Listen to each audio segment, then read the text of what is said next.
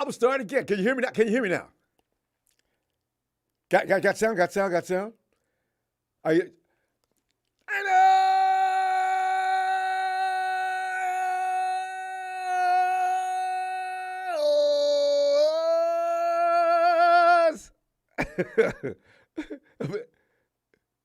Mike is still on. Oh, yeah. All right. Thank you, Gabriel. Thank you. Super 16 Sunday. You know, there's not a lot to talk about right now, but I saw Raheem Mostert, and I said, oh, what? Raheem, what? Rudy, I said, see Rudy, he's hanging out in here talking. Rudy, Santa Clara doesn't have a ring. LA doesn't have a ring. The Rams don't have, LA doesn't have a ring. Inglewood has a ring. So therefore, I guess we be even, don't we? Get out of here with your miserable bravado. Fam, here's the thing. Contemplating Super Bowl 54, right? It's Sunday, football talking time, 49er football talking time. It seems ex-Chiefs wide receiver Tyreek Hill is feeling regrets for having missed a pass that Patrick Mahomes hit him right in the end zone and dead in the face. He didn't make the catch. I was still shocked about that. And that was the Super Bowl 55 the following year. That missed reception may have had a bearing on the Chiefs' loss. They always do. When you look back at the stats, various things always have some bearing on the outcome of the game. Meanwhile, Hill's now teammate and ex-49ers running back, Raheem Mostert. The most extraordinary, the dude is, my God, if he could just avoid injury, but that's the story of the 49ers all the time. You know damn well the Rams wouldn't beat the 49ers if they were in a healthy condition. Not a chance, not a prayer. As it was, they won by 3 lousy points. So lucky SOB. Anyway. And most guys don't regrets about Super Bowl 54 results, but he doesn't blame himself. Like Tyreek. Tonight, let's go to the phones and relive the agony of a Niners versus Chiefs defeat. And the Raheem Mostert observation is the why on the post-draft time period of 2023 should we be talking about this? And it links in with some of the things we've been talking about recently anyway. Let's get into it. Oh, by the way, fam, George Kittle, Pat McAfee, right? WrestleMania. You know, George Kittle, immediately upon leaving the NFL, Vince has probably already got him. George, when you get through with football, I've got your contract lined up right there. Take a look at it. We can make some modifications as the years go by or however long your football career. Listen, in fact, if something happens to me, George, and I'm not here at the end of your football days, I've also left it with Stace and also, I got about 5 people. That all you got to do is come in and give a call, and of course they all love you. You'll be a member of the WWE and probably become legendary. George loves it, man. Did you see that dude? He took Miz out with that forearm. I said, "Oh my God, look at George! He's already WWE ready." So anyway, as I say, Stephanie's his daughter, right? Yeah. Triple H, yeah, they'll be, Triple H, though, he just barely escaped death recently, so I don't know about Triple H, but Steph will probably still be around. Fam, also, Sacramento State linebacker Marty Mapu. Did I pronounce that right? Because I can't believe his name is really, it must be Mapu. Yeah, that sounds better, Mapu. What about him, fam? 49ers are looking at him very, very hard from what reports are saying. Also, tight end Braden Willis does a little bit of everything. Does that sound familiar? Are we gonna pick him up? For you guys for those who are always like working that big show, Tony, talk to me about these 2 guys, will you please? Would you get in here? April 1st was a stupid day. Did you bite on a couple? I bit on a couple. The one with Deion's. I should have known better. I looked at it twice. Wait a minute. Your hand is. Don't do it. Don't search it. Don't. I knew it. It's not true. Whoever's quoting Deion Sanders, he never said that. And that cornerback has not been signed. He's not coming to San Francisco. But anyway, apparently the pranks were one thing, but reflection on days gone by also seems to be the case. Raheem Mostert is still as pissed about the Niners loss to the Chiefs in Super Bowl 54 as you and I are. The conversation all got started like this. Now Dolphins receiver Tyreek Hill, yesterday, Saturday, took to Twitter to reflect on a mistake he made in the Chiefs Super Bowl loss to the Bucs. Ty Hill at Cheetah tweeted, what if I would have caught that pass against the Bucs? You know, I don't know, Tyreek. Could have made a lot of difference. I laughed because, I don't like y'all anyway. I still don't, but that was pretty funny. That tweet prompted a response from him, who was now also with the Dolphins, as Tyreek Hill's, God, they got a lot of speed. Tyreek Hill's running buddy, and when I say that, I mean literally running buddy, where he had his own Super Bowl. What if the Niners match up against the Hills Chiefs in Super Bowl 54? Instead of reflecting on something he did, he aimed his regrets at coach and offensive play caller Kyle Shanahan. Raheem Mostert at our most underline 8 ball. What if we ran the ball more against the Chiefs when we were up 2 possessions with 6 minutes left? Ah!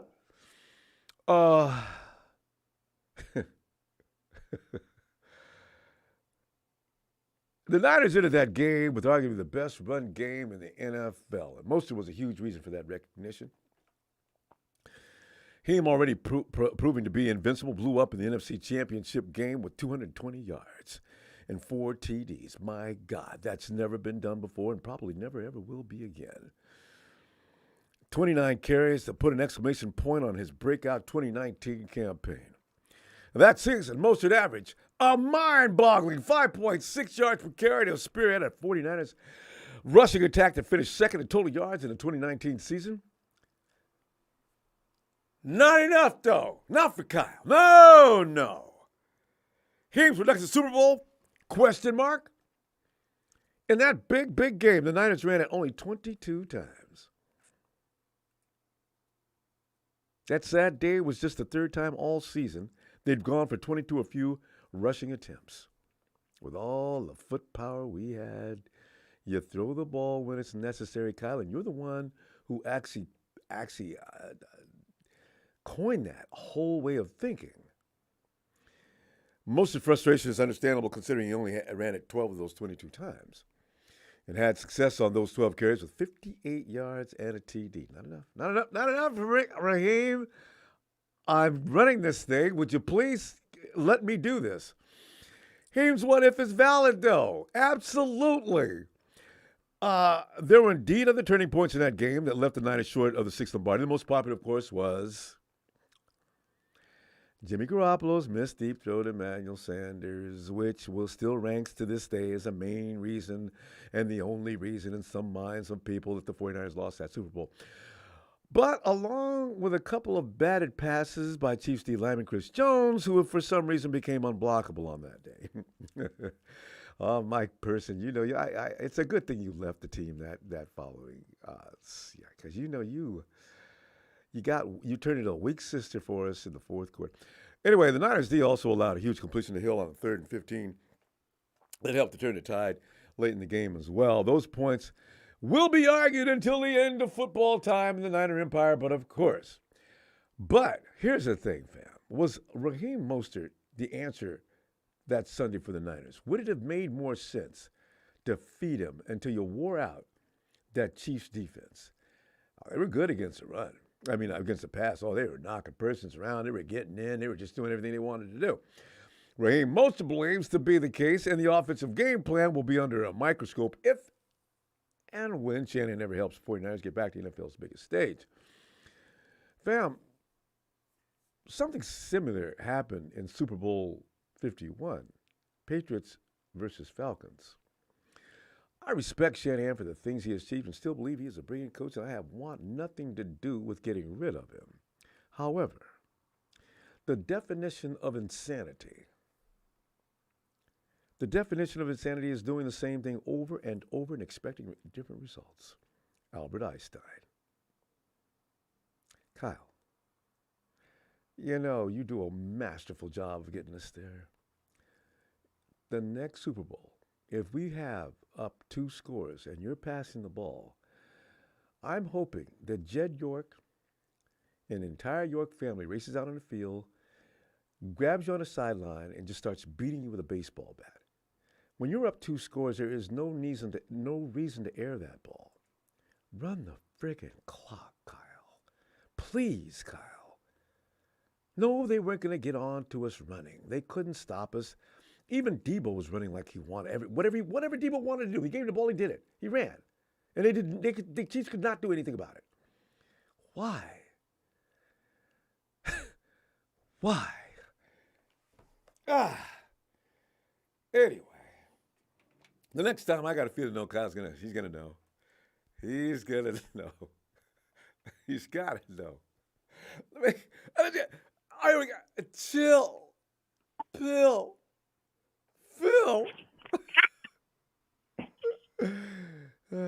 Why, Ronbo? I know. I Why read are you that. bringing up this? I don't know, Phil. You forgot one thing. What? On the 3rd and 15, where their tackle drags Nick Bosa to the ground, and the referee stands there and watches it and doesn't throw a flag. I didn't forget it. I'll never forget it. It's etched in my mind forever. I was just trying to finish up that little diatribe. But you know what? Yeah, Phil, it's whew, man. It's just, I was looking at other things. I said, you know what? Can I get this off my chest? Let me talk to people about this for a minute so I can not talk about it ever again. So, Phil, that's my crying about that. It was right there, Phil. Ronbo. God. Let's look to the future. Yeah. The future is ours. It really is, too. I'm confident. Everybody's doing something, even Kyle. So, yeah. You know what I am hoping, though? I am hoping that we have one more free agent in our bag. Maybe get after the draft, like a edge rusher, because there's a bunch of them still out there. Which one? What's his name? How do you pronounce his name? Yeah, don't even try. Q. Yeah. And of course, Clowney is out there. Is there anybody else besides those two? Clark. Frank Clark is out there. Really? I mean, you can probably get him for the league minimum. How did that happen? The Chiefs cut him loose?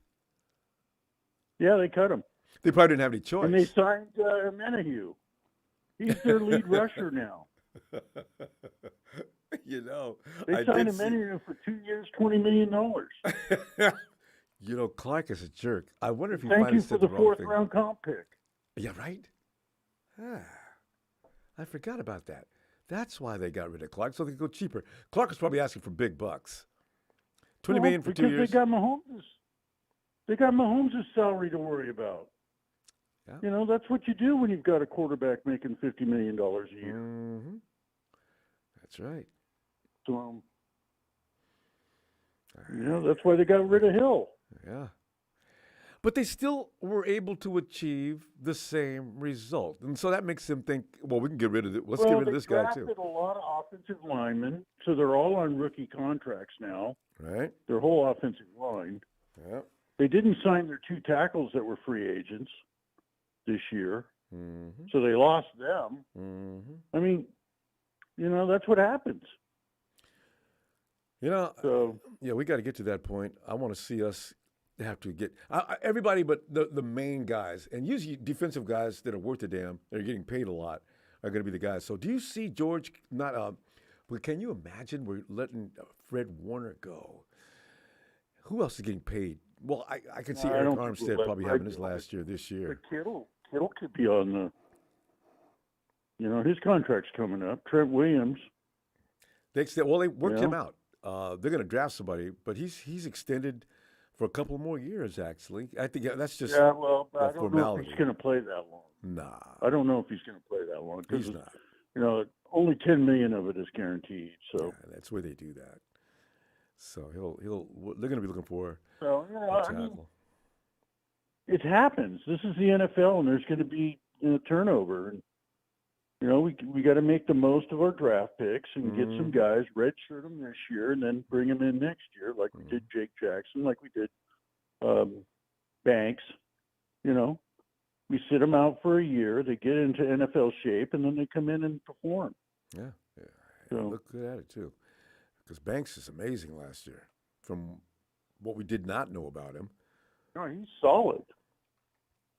And I think Burford's going to be good too. Eventually. I do too. I really do. You know, this is his first year. I think our offensive line is going to be better. Yeah. Just because they're a year. Yeah. Yeah, working together for an offensive line is everything. People don't understand there's no such thing as an instant success offensive line that got pieced together in that same season. They may be okay, but they're not going to be as good as they could be. Yeah. They got to grow together. It's like a basketball team. Yeah, exactly. So I'm not worried about that offensive line anymore as much as most people. I think we're doing fine, actually. I don't see any gaping holes on that team now, other than the question mark at QB. But you know, and I think we're going to pick up a few guys just on the cheap, because you know if they're going to get the league minimum, they might as well go with a team that has a chance to win the Super Bowl. So true. And that's not L.A. That's got to be that other part of California, Northern Cal. It's not L.A. It's not Arizona. It's not Seattle. So. You know, I was looking at the power rankings, Ronbo, and all of them had us no further down than 5th. Most of them had us at 3rd, number 3 in the power rankings. But they had Arizona at 32. They had the Rams at 27, and they had the Seattle Seahawks at an average of 19. Yeah. Seattle's going to – Pete Carroll's a good coach, Phil. I hate to have to say that, but it's absolutely true. He's a coach, but we beat them 3 times last year. But they'll still be competitive. And, you know, you still have to keep an eye on them. When you play them, you got to be careful. You know, there's no other team in the NFC West we can say that about. But Pete Carroll and his team. But it's not the Seattle that used to beat up on us. They're not. But, you know, Carroll's just, I just don't trust taking him for granted. I don't know what he's going to bring, but he's going to bring something. You know, gum and everything. We don't worry about teams like the Eagles. You know, Cowboys to a degree. Tough games on our schedule. Eagles, Cowboys. Eagles, Cowboys. Yeah. Who else? Forget the Cowboys. I mean, well, they'll be a little bit of a thing. Commanders, they maybe? Got Dak. Yeah.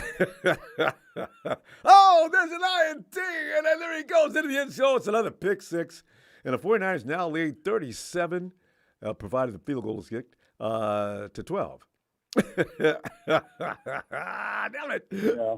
I mean, there's not many teams in the NFC. The NFC's pretty weak, actually, compared to the AFC. And now's the time.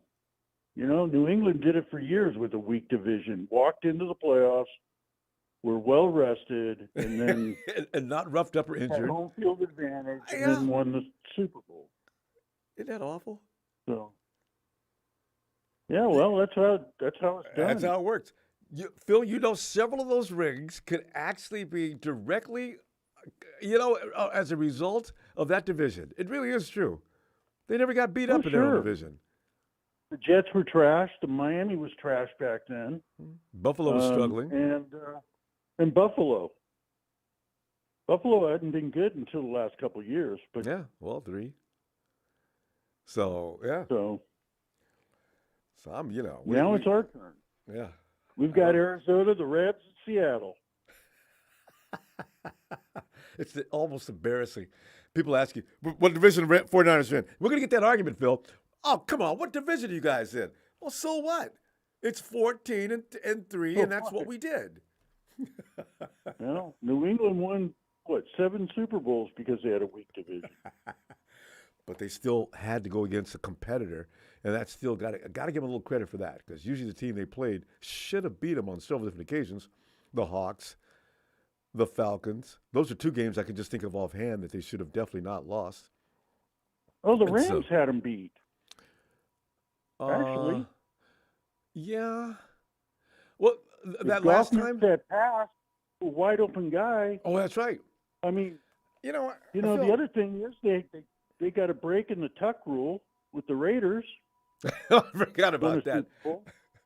But the Rams had no business being there anyway. It was supposed to be. New England's had the luck of the Irish on their side for years. It's our turn. And I tell you what, we have not had the luck. Odds are stacked against us like every time, refs and everything else. So, Yep. Yeah, it's got to turn sometime. They say it all comes out even. I'm waiting for that to happen. Phil, actually, if it does happen now, we win the next 4 Super Bowls. Exactly. 3. What am I saying? Where we at? Let me see. I'll be back Tuesday and see what develops around the community. All right. All right, Ronbo. All right, Bill. Thanks for Yeah, calling. we got the draft coming up in a month, and that then should be more fun. End of this month. Yeah. Then we got to worry about the 53 and the roster cuts and all that stuff. So I can't wait. And like we get a free agent like you're talking about, I can't wait to see how they pull out of the draft. 49ers are full of surprises with that draft. Oh yeah. And they usually nail in the late rounds a couple guys that at least surprise you. Ah. Like Hufanga, like Kittle. Dre Greenlaw. And now we have to actually say Diamador Lenore, the undrafted free agent. Emmanuel, the thing is, Eman Mosley, I thought I saw something in that first year he got hurt. So, the 49ers know where these guys are. So. No, but they do a really good job about getting undrafted free agents that eventually turn out to be pretty good. And goes out saying, well, Phil, I'm going to tell you what, I'll wait for you Tuesday, see what develops. Have a great night. Okay. All right. Take care. You too. Bye, Phil. All right, later.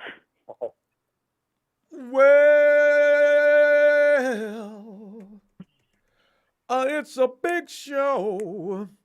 It's a big show on tonight. I listen, Braden Willis. Wait, you know what's about that? Braden Willis is an excellent blocking tight end, 6'3", 6'4", 235. Also a great receiving tight end. Day 3 pick. My comp, Grant Calcaterra. Is that a Calcaterra? Current Eagles tight end. Calcaterra. Calcaterra. No, there's no A there. It's Calcaterra.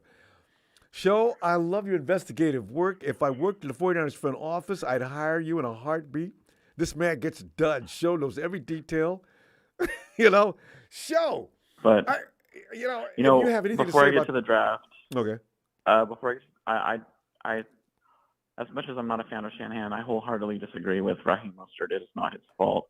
Richard Sherman got burnt by Sammy Watkins of all receivers. Twice. Who was not even in his prime at the time, at the end of his career in that Super Bowl, and Raheem Mostert, if he was a little bit younger and a little bit faster and caught up to that ball and caught it, we would have won. That would have been the game-changing play of the game, and it would have changed momentum, and momentum would have been on our side. You mean Emmanuel Sanders? Emmanuel Sanders, I'm sorry. Yeah. If he would have caught that pass, he would have been a little bit younger and faster. Because it showed he slipped a little during that route. Yeah, I know. And if, like you say, if that's Marquise Goodwin, that's a touchdown. No, it's not, because Marquise doesn't catch anything like Bourne. He's not going to catch that. But he'd been so far out in front of the crowd, he still would have made that catch, I think. He's made a couple. So. But yeah, anyways. As far as Braden Willis goes, he is like at the bottom of my selection of tight ends. I'm a fan of Zach Kuntz out of Old Dominion. He is about 6'7", 6'8", a little over 200 pounds, and he's been compared to Mike Gesicki. Talking my language now. I like Gesicki. Yeah, and I'm surprised Gesicki waited this long in free agency to get picked up by the Patriots, but I guess teams value defense more the first day of free agency than they do offense. And so, but he eventually got picked up by the Patriots this year, and I think he's going to do very well over there versus over in Miami, because that's a tight end. They use a tight end machine over there. Yeah, very well, better than receivers. Mm-hmm. And as far as the Sac State, I might not go too much about him. I don't really pay attention to small schools like that. How do you pronounce his name? I don't know, honestly. I don't know too much about him. You didn't check into him, okay. Because if you're on the 49ers No, R show, they look at people, and like you're saying, you didn't think much of him, and they get him in there, and somehow he can play football. I know it's unreal. Hopefully he can, but that's linebacker is not really an area of concern of mine, and it really shouldn't be a concern of anybody's. It should be the offensive line strictly, because that's what's getting our quarterback. And what the respected is not argued this year, because we don't have an answer at quarterback for the next 5 years. That long. We shall give it a minute. Gotta realize that. Wait till after the season. And if we don't address our offensive line in this draft, then expect one of our quarterbacks to go down. So you know what, though, because that's always the case. I just want to say this about that. The 49ers aren't saying anything about offensive line, which tells me that they're on the same page as we are. They are not going to let anybody know who they're thinking about drafting, because as soon as that happens, you know, teams that are inadequate at drafting, like the Rams, the Cardinals. Oh, the 49ers like this guy? Check into him, all right? Because we're picking before them. Yeah. And then they, you know, that's how you lose your pick. Right. Well, yeah.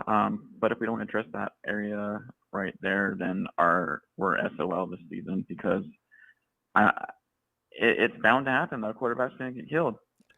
You know, like. Yeah, I know. We've seen it a number of times already. I'm sick and tired of seeing that. As soon as they try, and so it's always, you see the wagon coming out on the field. Oh, hell no! Why? Why is he coming out on the field? Oh, here we go. I was more depressed. I was more depressed when we got rid of Trent Brown and Josh Garnett than I was Mike McGlinchey, because those two studs were excellent pass blocking tackles and tackle and guard. Isn't that true? Trent Brown. That was a dominant duo right there on the right side. I thought I saw him pass blocking. I don't know. That seems to be Kyle's problem with Trent. And also, Trent came into camp after they told him, listen, Trent, I want to see you come into camp next year looking as if you've been training during the off season. Trent came in big as a house. I think that pissed Shanahan off. You know, so he said, God. To win it with the Patriots, he did a great job, didn't he? Also, remember Trent Brown. Remember that 2017 season when Jimmy first came in, and Brown said they gave him an option. They asked him if he would play another game because his shoulder was hurting. He wanted to get that fixed before it got any worse. He said he wasn't going to play. I think, you know how Shanahan is. If you piss him off, he never lets it go. He never gets over it. He got over it with Brandon Ayuk, though. But most guys, we've seen briefly. Trent Brown and he isn't part of the Cabo Club. That's not much I know. Oh, that's right. Brandon Ayuk. I forgot about the Cabo Club. So. Jesus. On that one. Yeah. And I wouldn't have a problem. He's the receiver that gets the most value of the draft. So you were breaking up on that. Give me that name again. And I don't know where you are, but maybe move a little bit to the left or right or something. Oh, I'm sorry. Can you hear me now? Yeah, I can hear you. Okay, go ahead. Okay, yeah. And that's why I said I wouldn't have a problem trading him, because he would get the best value out of the receivers that we have in the draft this year. People got to understand that. Tebow Samuel is not going to fetch a first-round pick. Teams don't know how to use versatile receivers like Tebow and Shanahan. Shanahan knows how to use Tebow. Other coaches will not. They want the receiver that can run the route tree, the full route tree, and that's Brandon Ayuk. True, but I don't know. You know, what's his name over with the Falcons? Debo's twin, and also the Carolina team. Cordell. Yeah, and the Carolina team also. What's his name? The guy, the other Debo twin. Yeah, he kind of. So if you got a Debo, you go to his strengths. I'd use him in that fashion, no matter whatever team I had, because he does it so well with that. There's only certain teams that he'll fit into. You know what I mean? Like, they already have position taken care of. Yeah, I don't know, but I think I'd give up a first round pick for no matter. I mean, the Rams would give up their 2072 pick if they could get Debo. Debo's a little bit older than you, and Debo, So you're breaking up again. Can you hear me? Okay, yeah. You got whatever you are now. Stay there because we're almost out of time too.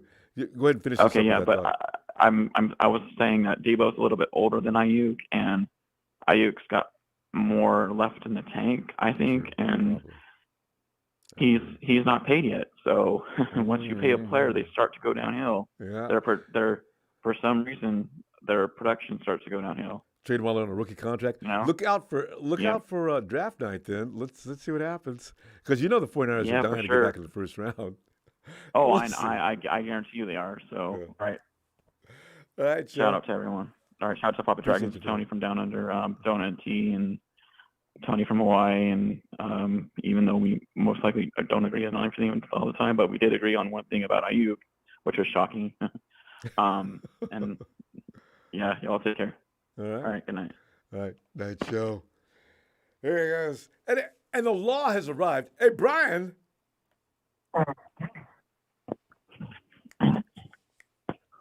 Once again, coming all the way down from Memphis, Tennessee, and on the world's dangerous podcast, the law says, know your damn role and shut your mouth. That's addressed to all those that are carrying on in the chat as if this was their house. Know your role and shut up. You guys coming in here from other teams talking trash, or you've lost your mind. That's why you're getting beat up. Rudy, don't get offended by anything anybody says. I saw that. Brazil nailed him with something. He got him all upset. Brian, I was just reflecting. What's up, Ronbo? I was looking at the Super Bowl. I said, he came out, tweeted after Tyreek Hill said it was his fault. He believes that things might have been different in Super Bowl 55 had he made that play that hit him right in the face from Patrick Mahomes standing in the end zone. And Raheem Mostert said, Tyreek, I can go you one better than that. We'd have won that game 54 against y'all had we kept giving me the damn ball. Heave! I love it. What are your thoughts on that? Did Kyle Shanahan blow it? Well, yeah, he blew it, but he didn't blow it alone. No, he had plenty of help. He had plenty of help. And like I said, I played college ball. I played for Tennessee State University and in the mid '80s. And our main thing, and our defensive coordinator, he told us, he said, it is up to the defense to win the game. Oh, defense win championships. Defense win championships. Offense supposed to control the game. If we just got first downs, let's get first downs. Mm-hmm. If you get first downs, you win that clock and if you get enough of it, that's time off the clock. Mm-hmm. We up 2 scores, right? We was up 2 scores under 6 minutes left in the game. 6 minutes. They hadn't given up that many points all year long until that day. No, in that amount of time. And we had a top ranked defense. It probably wasn't number 1 like this past year, but they were good. It was highly ranked. You had some all pros. You had Richard Sherman. You had a formidable defensive front, and you got to give it done. And that run, I still remember seeing that run, Kansas City. Not the pass, the run. He got that guy got a 20-yard run at the end of the fourth quarter, right? Yeah. In the fourth, leading the fourth quarter. That's why even if Emmanuel Sanders makes that catch, there was a lot of time left on the clock. Right. Exactly. About a minute or two, at least. Yeah. Let's say they connected. Then what? It falls back on the defense. What the defense do? It's the defense's job to win the game, to ensure. You got to have stops. I don't care. It's who gets the stop win at the right moment at the right time. So that's why Shanahan Not got you know, himself a defense. you got it comes down to stops, Ronbo. Period. It comes down to run. We can fuss at the offense. We can fuss at Jimmy G not making that connection. Man, he missed that pass to Emmanuel. So we talk about that all day long. But Jimmy G didn't give up. It's the lowest percentage pass you're going to throw. You know that from playing ball. Every coach knows that. The lowest percentage pass completion you're going to throw is that deep downfield shot. So, you know, like you're saying, that defense has to control the game. And every year, that's how the Super Bowl's won. And there's no shootouts. Now, mind you, you know, we had got a turnover late in that game too. We got a turnover late in that game. The defense, they got a pick, and so the offense's time to control the clock, just get first downs, keep that defense off. Your defense just got you the ball back. Then now now it's on the boy genius. Now that's when the boy genius should have been genius. Mm-hmm. Come up with some plays that take time off the clock. You know, he didn't do that. Then I'm like, okay, all right, defense, it's back to you. Mm-hmm. Win the game. Go win the game. Mm-hmm. And stop, throwing it. You don't need to. Right. You just don't. God. You know, go win it. Go win the game. You know, Jimmy G wasn't on the field when Sammy Watkins got loose. Jimmy G wasn't on the field when we gave up a 25-yard run late in the fourth quarter. Jimmy G wasn't on the field on that. That was our top-ranked defense. And fam, being a ball player, you know the bottom line is no one man is going to determine whether you win or lose. It's always football. If there's a game that's extreme team oriented, it's football.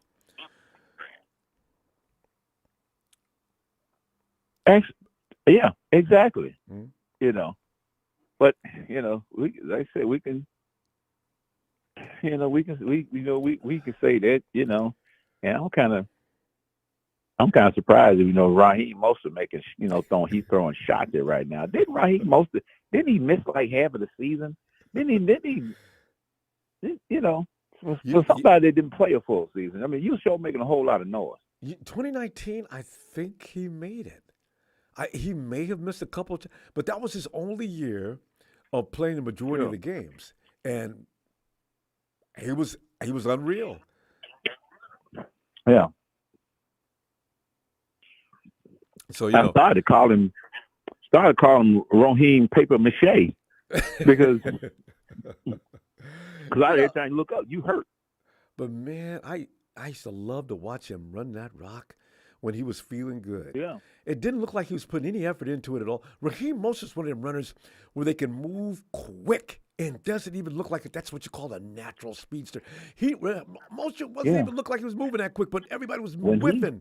I said, that's that dude that you play against, and he's gonna hurt you because he's got the quick twitch fiber. It's just when he gets out front, it's over. When he's healthy, he's deadly. When he's healthy, which is not often. Yeah. When he's healthy, that's the key word. Key word in win. When he's healthy. So we're gonna, but the thing is, we have a. Go ahead. Now I was going to say, we can sit back in 2019, Super Bowl. We can look back at that Super Bowl and we can say a lot of that. But when it comes down to it, it's a team loss. It was a team loss. We didn't control it when we needed to, and the defense didn't get stopped. Mm-hmm. When you up the lead, it's on the defense that the defense has to protect that lead. Not the offense. I mean, sure, the offense plays a part, but the responsibility mainly falls on the defense. If they don't score, they don't win. They don't win. That's why you can't. There's an undisciplined factor about the 49ers that year. Also, Kyle Shanahan, in only his second time being at that point, he should have learned from the first one. But I said, this team needs some experience overall. Kyle Shanahan, head coach, the team. We got a lot of young guys that have no idea. like wide-eyed. And I remember Richard Sherman saying, "Yeah, they asking me all kind of questions now that they've been there. Said the next year, now they should know what they're doing." Okay, see that's Yeah, right. I mean, what's the when it comes, it's down to execution, Ronbo. always. I mean, you can have the number one defense in the league every year, but if your team is not functioning, if your team is not executing, it doesn't. It's countless. And determined and destined to fail. We're underachieving. You're putting your stocking up the defense or what have you, but you're not shining as an offensive guru, as they say. We got to be get careful on that. Well, Brian, we got to pull up. Hopefully, Shanahan has learned. He should have learned a lot by now, actually, but he'll learn. He's got to. Brian, let me see you Tuesday, okay? That window has a narrow crack, Ronbo, on the Super Bowl. It's a narrow crack. Yeah. Yeah, I know. But anyway, shout out to you. Shout out to the faithful. Shout out to production. And until Tuesday, the law is out. There he goes. Brian, a great night, fam. Looking forward to hearing from you Tuesday. Night. All right, Ronbo. Holla. Yo. And on us bring him in, the chief cook and bottle washer of the Dragon Clan. He is Papa Dragon. Payday. What's happening, Ronbo?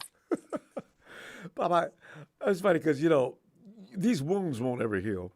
I'm sitting there going through the dailies, check out some stuff we could jump on today. I said, hey, what did you say?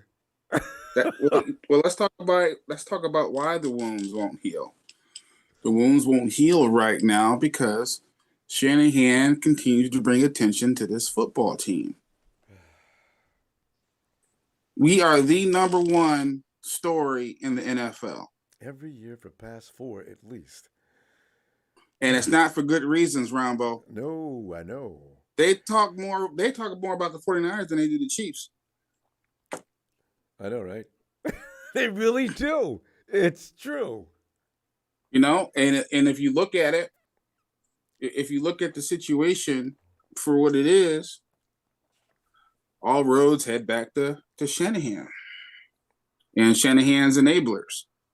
So, the reality is that somebody asked most of the question, he answered it. And you know what? 6 minutes left to go in the game. I told you to go back and look at the last 8 minutes of the game. That's where the game was lost. I can't do it. And it could have been controlled by. Back to look either. I can't stand it. Well, I'm just telling you. I'm just saying. Just the overall poor decisions that this man makes is just, like I said, he is the Mike McGlinchey of coaches. He's brilliant. People are copying his plays, and he just calls some dumb shit. And then it's poorly executed. And Debo's been making mistakes since he was a rookie. And yes, he's an all-pro, but all pros shouldn't be making mistakes, Ronbo. No. But he was making mistakes last year. One of his mistakes got Jimmy Garoppolo injured. Because Jimmy Garoppolo can't, if something breaks down, he can't just flip a switch and figure it out. Jimmy just gets a big air coat on top of his head and just crashes and burns. Right? Yeah, you blame. You say Debo. Where was Debo in on that play? You talking about the Miami game? Yeah. Was he back to block? No. To me, it looked like it was option route, right? So if you got people coming in hot, if you're a running back, you got two decisions to make. Either you pick up a blitzer or you get into a hot route so the quarterback can drop the ball. Right. So because Debo's not a running back, he doesn't know the idiosyncrasies of being a running back. So he didn't know to run out to the flat because that's where Jimmy was looking with the ball. Jimmy was going to go to the right spot, right? Did Debo? So that I got to go back ahead. And look at that. Now, Debo No, you have to go back and look at it. But you know what? But he knows don't better. Go back. He did have a brain No, fart. He doesn't. No, he doesn't. He doesn't know better because Ronbo, he's not a running back. He's a wide receiver lining up in the backfield. And you can make the argument that him spending time in the backfield as a running back might be taken away from his time as a receiver. And he doesn't seem to be the kind of cat that tries to sharpen his craft in the offseason on his own. He doesn't seem like that kind of cat. At least that's what I'm seeing. I see him lift weights and stuff, but I don't see him out there running routes. Oh, you want to throw the ball to me? You got to come to Florida, stuff like that. That was out of line. That was true. I remember that. They've been saying that arrogance starts at the top and it just goes through the whole team. There's arrogance everywhere. Trent Williams. Oh, well, if I give a play away, I give a play away. I'm Trent Williams. I know. You see that? I really wish he would have said that. I did lose a little respect. This is 49er football. I mean, it's the arrogance just goes through the team, right? And one of the reasons why I love Ayuk so much, because he just shuts the hell up and he'll just punch you in the mouth. That's I like that. I'm a football player like that. I don't like the arrogance. I don't mind the talking. You know, fam, that's why had we had CMC that year, or actually CMC must have been in another position on the field. See, that's why CMC would not have done a Debo. Damn it, because where was he on that play? Whoa. They were both on the field at the same time. So I want all the listeners listening right now, and you too, Ronbo. Okay, JT O'Sullivan interviews Kyle Shanahan on the QB school and talks about every single play where a quarterback got hurt. And if it's not the execution of the play, it's the design of the play that gets these players in trouble. Okay? We have to understand and realize that our passing game is not very sophisticated. Okay? It's structured off of looks on the run, play action, and getting people open by setting them up, right? So he is playing a little bit of chess in that respect, but the overall concepts of blocking and stuff like that is not very sophisticated like it should be. So watch that video because he's going to break down every single play and talk to Kyle Shanahan about it. Okay, which really isn't Kyle Shanahan. It's JT O'Sullivan dressed as Kyle Shanahan, but it's hilarious. It's hilarious and it hurts. Now, Chill Pill said, I want to look to the future. Okay, Mr. Future Boy, who's going to play right tackle? Who's going to play right guard? Who's going to be the quarterback? Is Purdy going to heal 100%? Is his arm going to be stronger than last year, which will be a no? Because you get ready to throw in the offseason. He can't get ready to throw because he's rehabbing. Okay, is Sam Darnold going to continue his wonderful knack of turning the ball over? Ronbo, he's turned the ball over 90 times.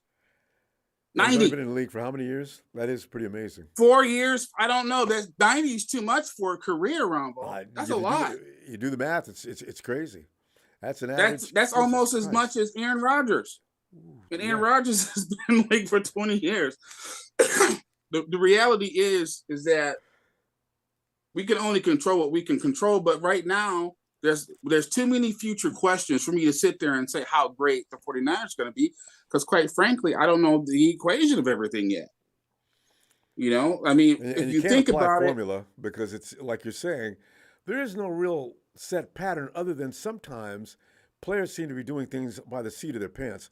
I've seen that on a number of occasions. I used to see that when guys were running routes and weren't fighting through coverage and things like that. So, you know, it's coaching style.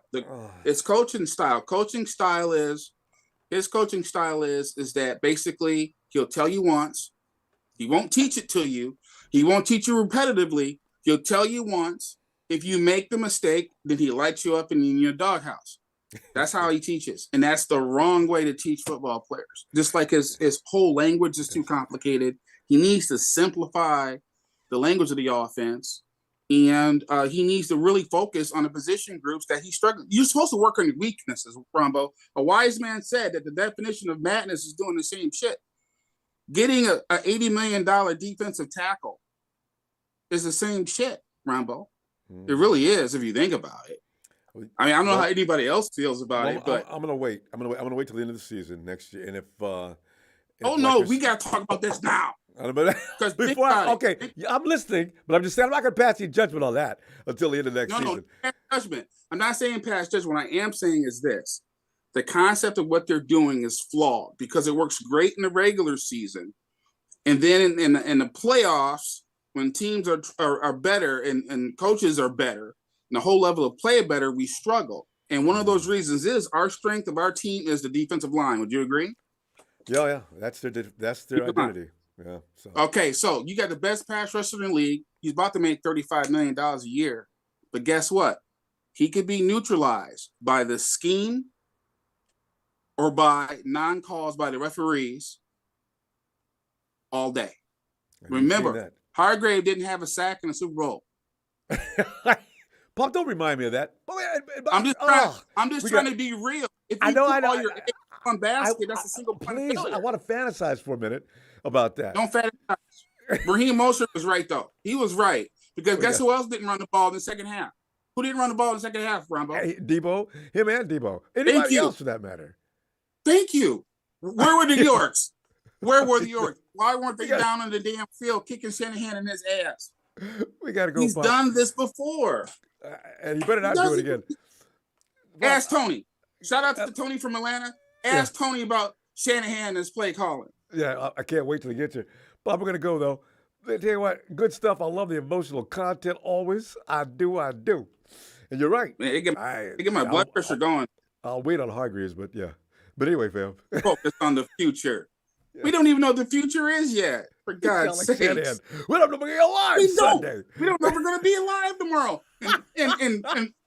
And chill diet pill Phil is, we're just gonna win everything easily because we're so great. We're gonna go. I want to see it Tuesday. Brock Purdy can throw it left-handed. He's good. He's the next Montana.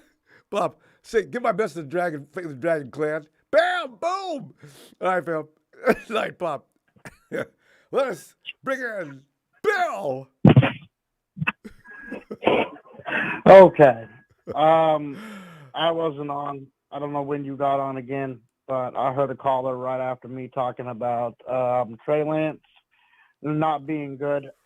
We don't know that, even say that, because we didn't really see a lot of snaps about Trey Lance. So, for what I did see of him, he seems pretty good. I mean, other than the Kyle offense, that's a complicated offense to learn. Let's see how the people that criticize Trey Lance, let's get on the field and do what he does and see how good you do before you start knocking it. Because you know what? What if we trade him and he turns out to be a really good player and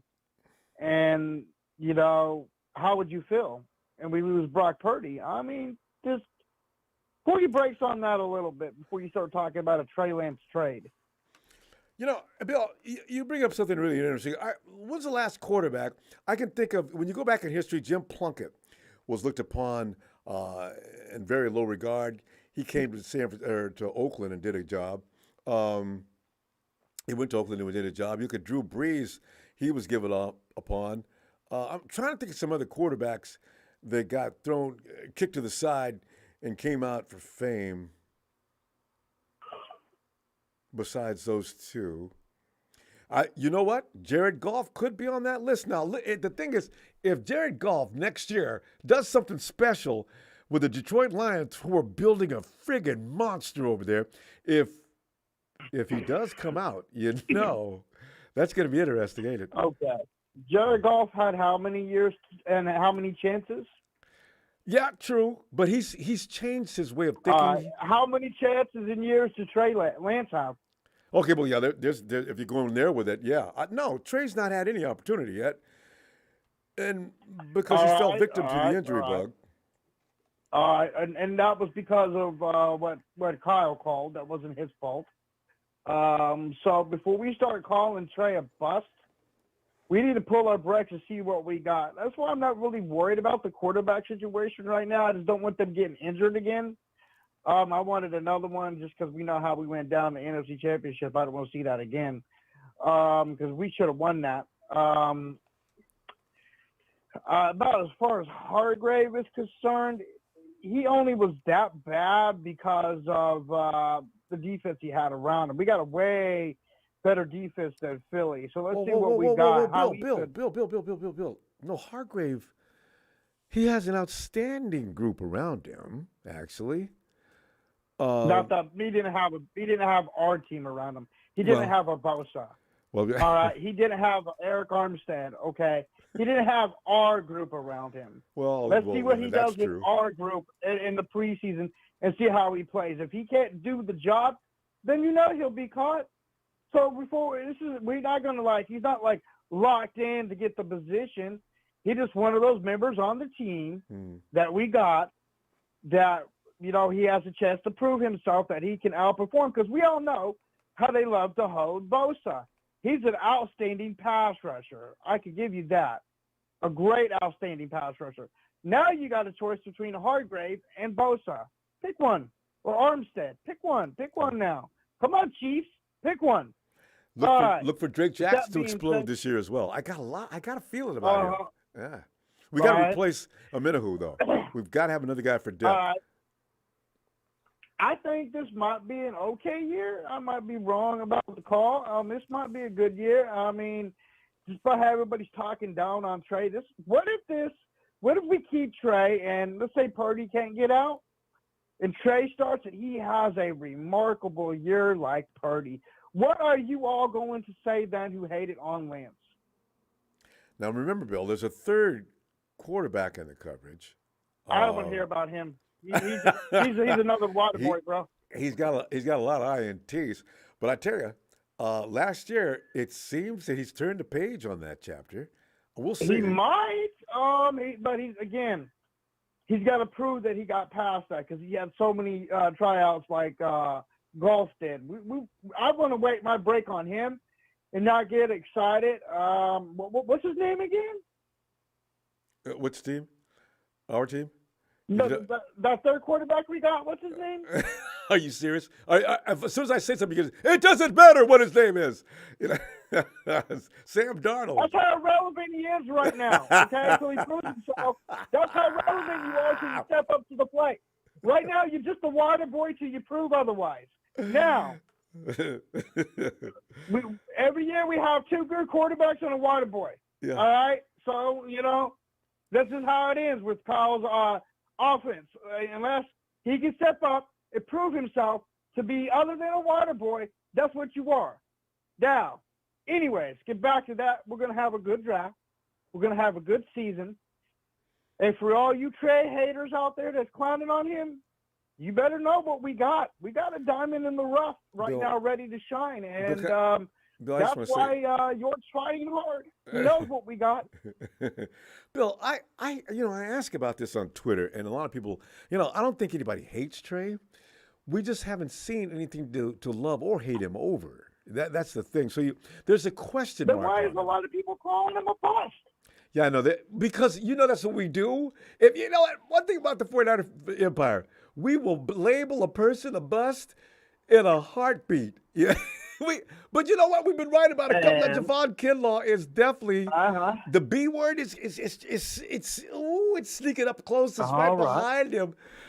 I know. But you know what? We had a way better team than Kansas City when we traded Alex Smith. Yeah. We had a way better team than Kansas City when we traded Alex Smith. And how good was Alex Smith? Well, yeah. And we called him a bust. Keep that in mind. He's a big company. Fam. We gotta go. Keep that in mind. He got hurt. I get that. Yeah. And you know what? If he would have had the team that they got now, he would have had a couple rings. Yeah, so let's get excited about this season. Give me a 49er shout out, and Cowboys get ready to cry again.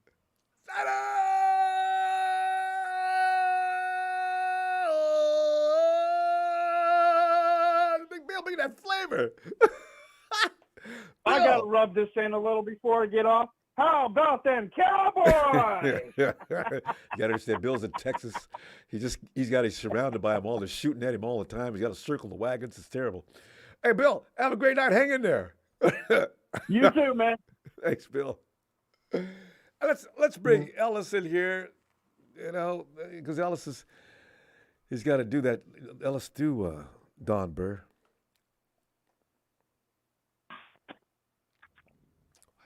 Detroit's wearing panties, probably.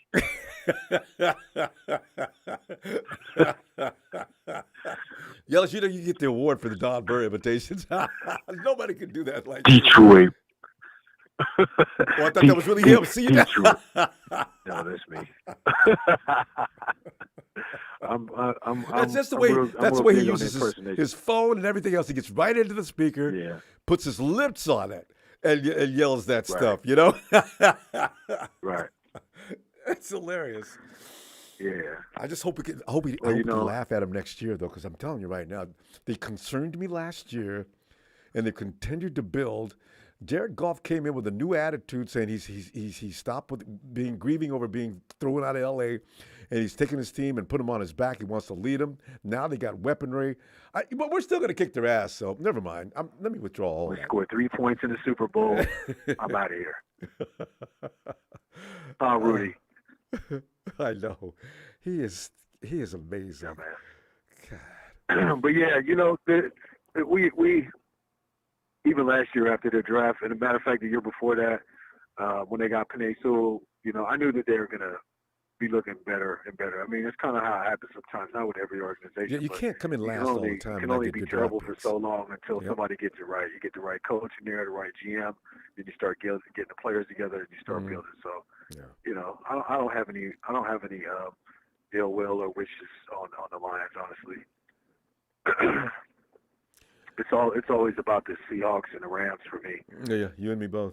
Cowboys come in. Now the Eagles. Now the Eagles. Yeah, and the Cowboys too. Right. The Cowboys pissed me off. Eagles, Cowboys, Raiders, Rams, and Seahawks. Those are the ones that are on my for life shit list.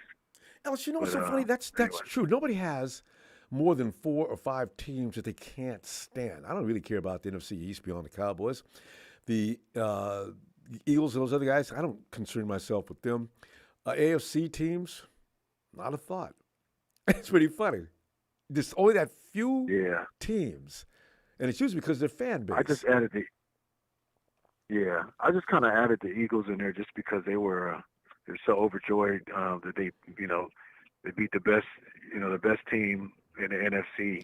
No, I'm right with you. Without a quarterback, they really thought they did something. So I'm right with you. The Eagles are on my S list now too. I agree. Because the way them dudes came over and attacked me on Instagram and some of the things they've said on Twitter, I said, y'all really think y'all something. You know what? You better be glad we did not have a quarterback. You guys ain't that good, man. But we still were going to beat you. Just a little closer score. Oh, man. I can't wait to play him next year. We may as well have had Rudy in here. We may as well have had Rudy playing quarterback instead of Josh Johnson. It wouldn't have been any different, but, they would have got more of a laugh out of it. So we would have been so pissed off from the loss. It would have, anyway.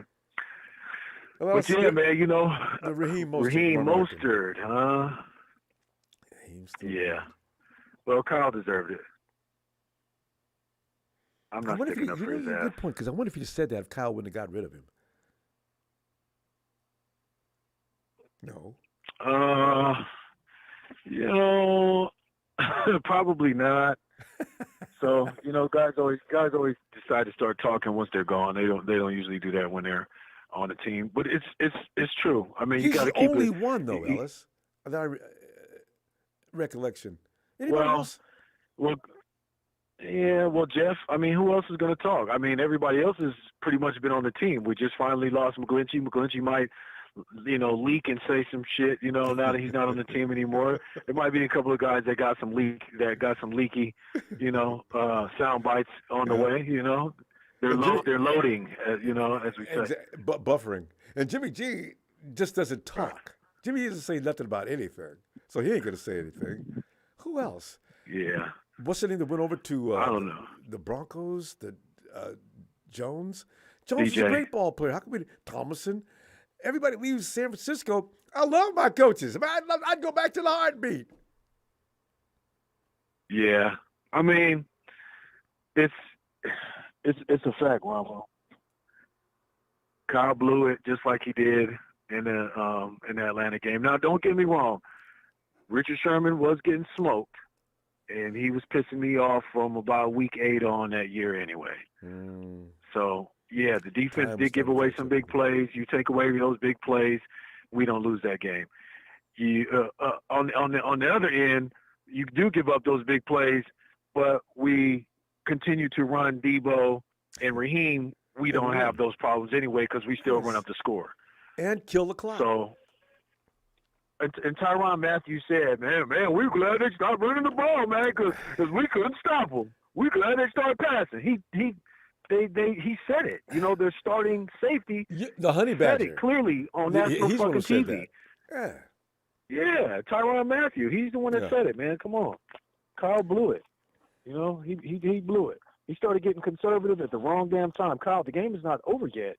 But getting conservative, how does it translate? How does conservative translate to you? Like Pinky, it doesn't translate to me as throwing the ball. He's like Pinky and the brain mixed together. He's real smart with a real dumbass, like together, you know? You know what, though? I know these things. Kyle's thinking if I continue to do that, they're going to understand what I'm doing. If I can keep them off balance and confused, Kyle, you don't need to confuse in this specific. 6 minutes to go in this game. So, you know, it's. Come on, Kyle. He'll learn. Yeah, but, you know. I keep saying that. Raheem. But this was the best year that, you know, that Kyle, like I said, this is his best season. This is the best he's coached for this team was just this past season. Yeah. You know, the turnaround and then stringing along 12 straight consecutive wins and, you know, switching up the quarterbacks and all that. He's got to, you know, we got to give him some kudos for that. I did. You know, but at the end of the day, we're looking for that Lombardi. We're looking for you to close out. You got to, I mean, do it for yourself. Do it for your own. Don't do it for us. If nobody else, do it for yourself. Yeah. You know, you want to be set in stone and etched in stone here as a you know a possible Hall of Fame coach at some point. You got to start closing out these seasons, champ.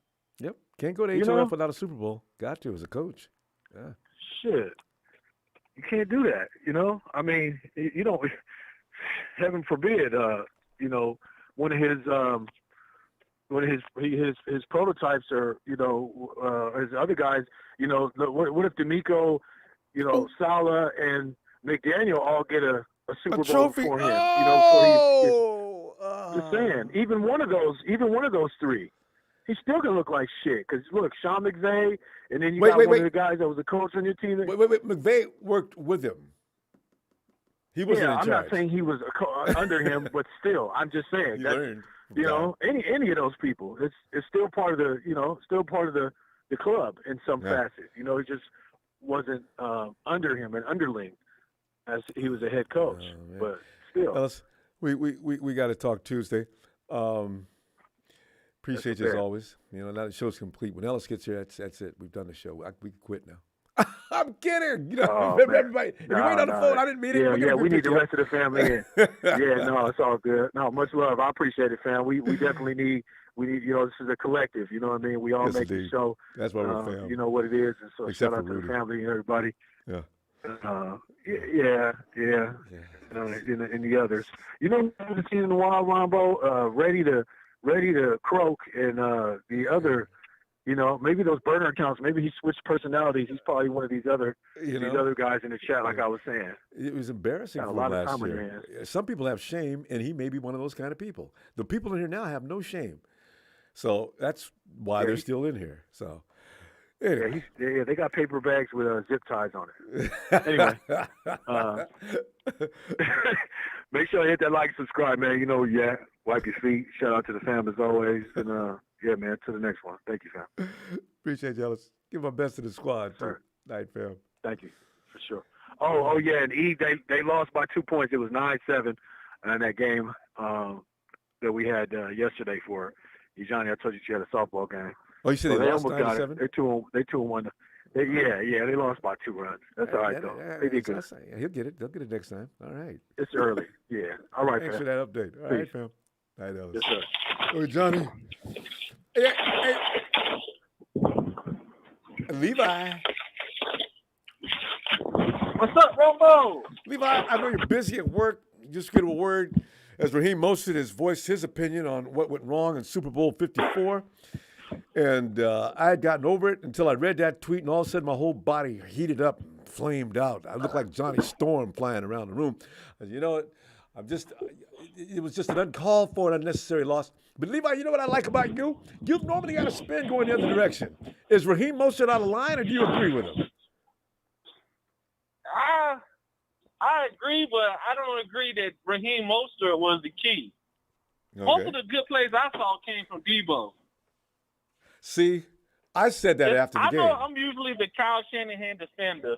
I know. But I have to even admit myself that I have to put a little more blame on that Super Bowl loss to Kyle Shanahan. I know one guy, he was a defensive mind, and of course the defensive coach is going to say it's up to us to win the game.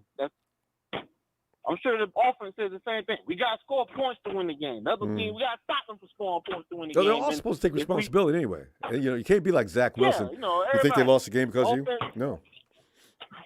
Yeah, so, Can't do that.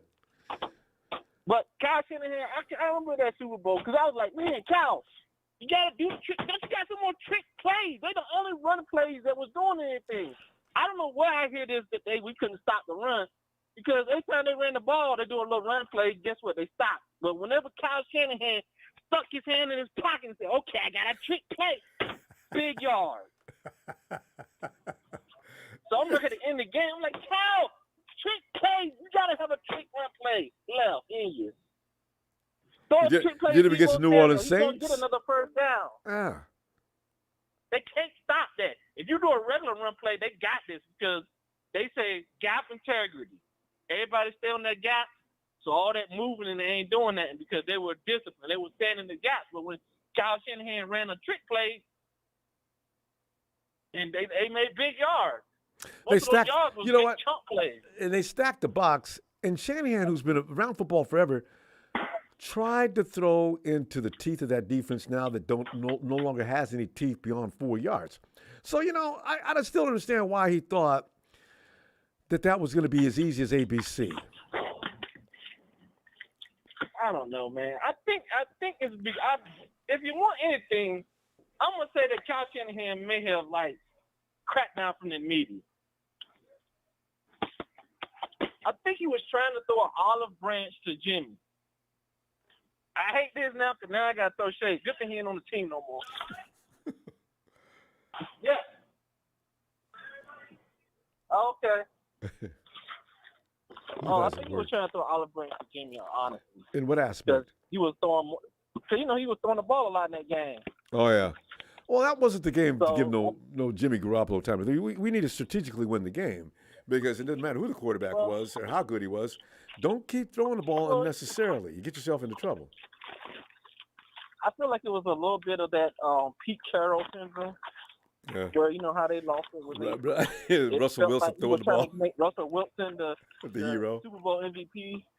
So I think he was trying to make Jimmy Garoppolo the Super Bowl MVP. Maybe I hadn't thought of that. Because he was getting killed because of those games because he was not doing much.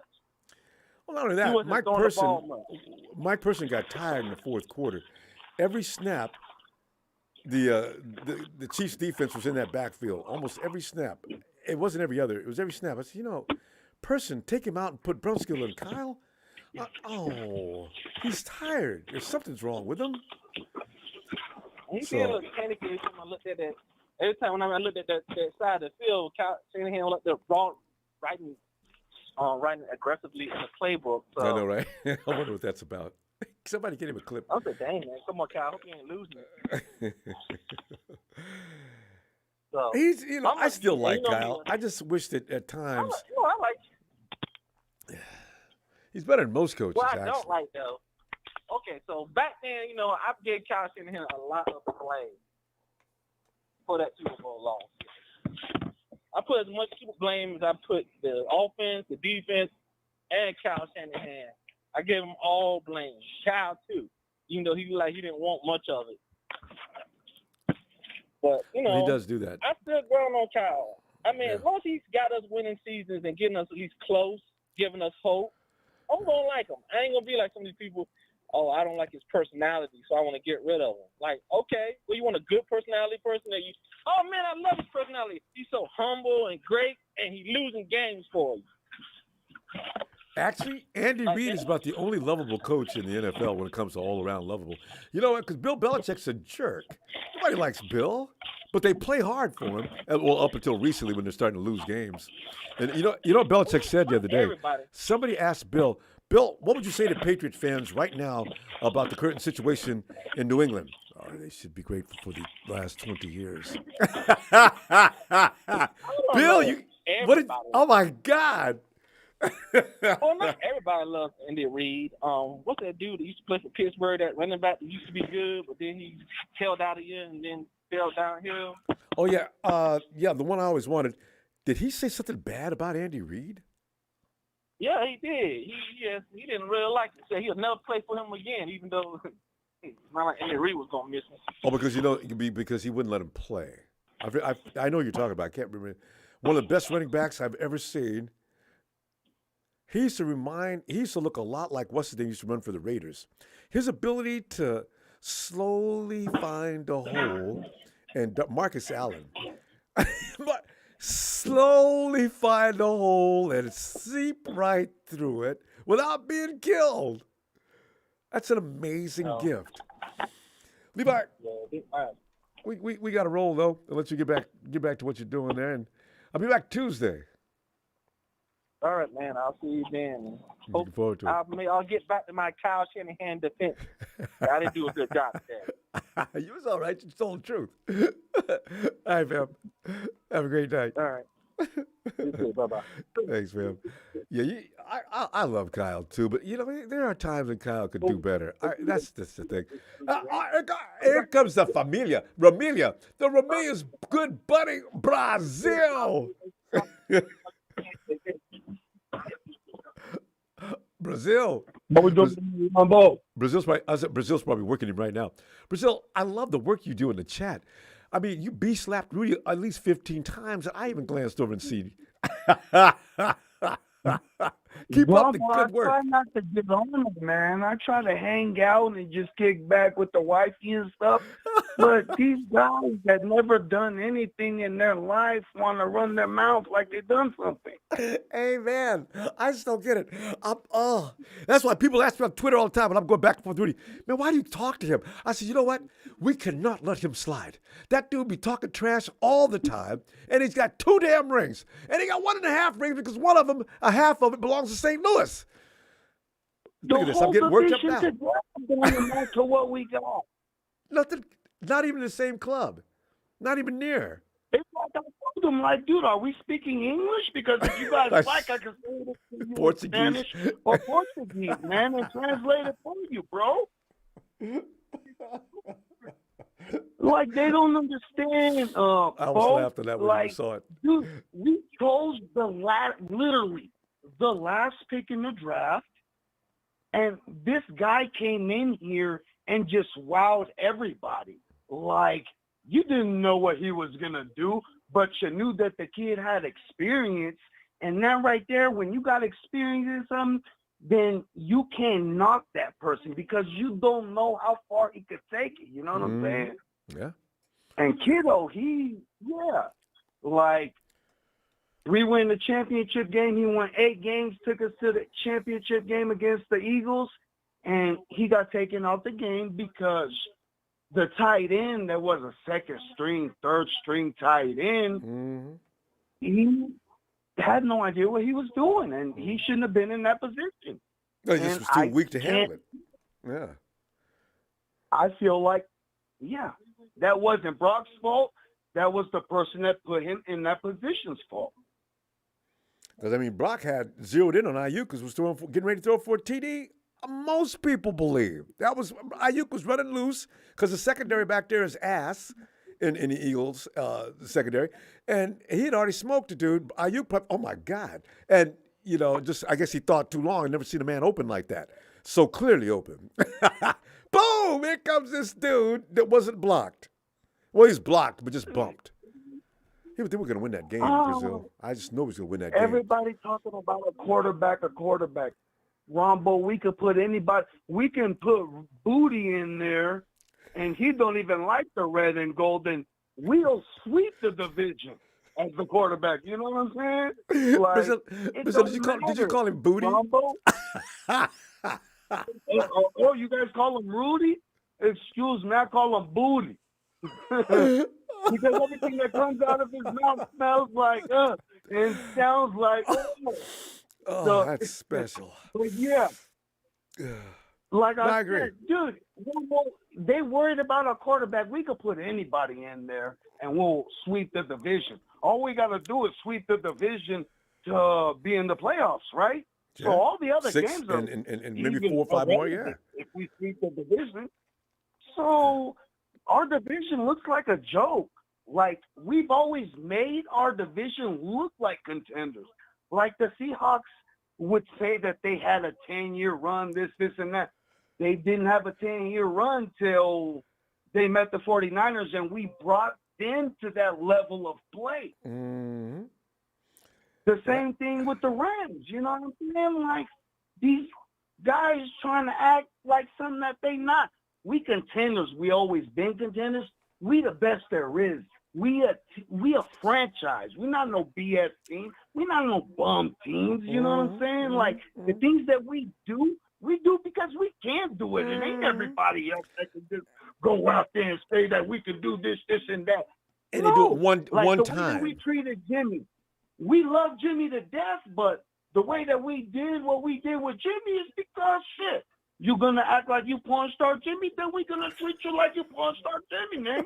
Send You you know to what I'm Vegas. Type shit. Yeah, Brazil, Hey, because you walk down the hallways in Santa Clara with the 49ers.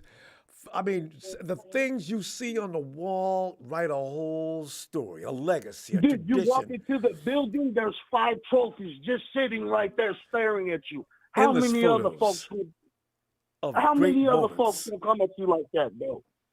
They can't do it in L.A. And mind you, Bo, none of these guys that are in this building brought those 5 trophies to this building.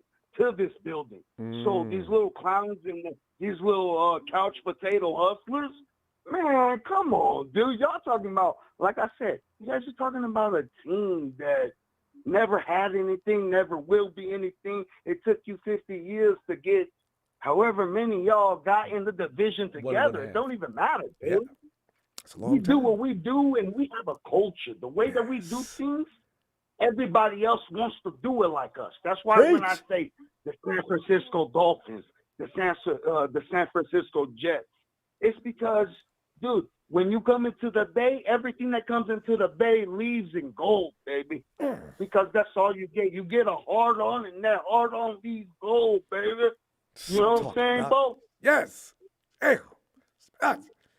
Reese, you'll never be able to talk like this. You will be dead and gone. It'll never happen. You will never equal the San Francisco 49ers, no matter how much you dig at us. I know you like to poke at A-listers, but you still are D-list.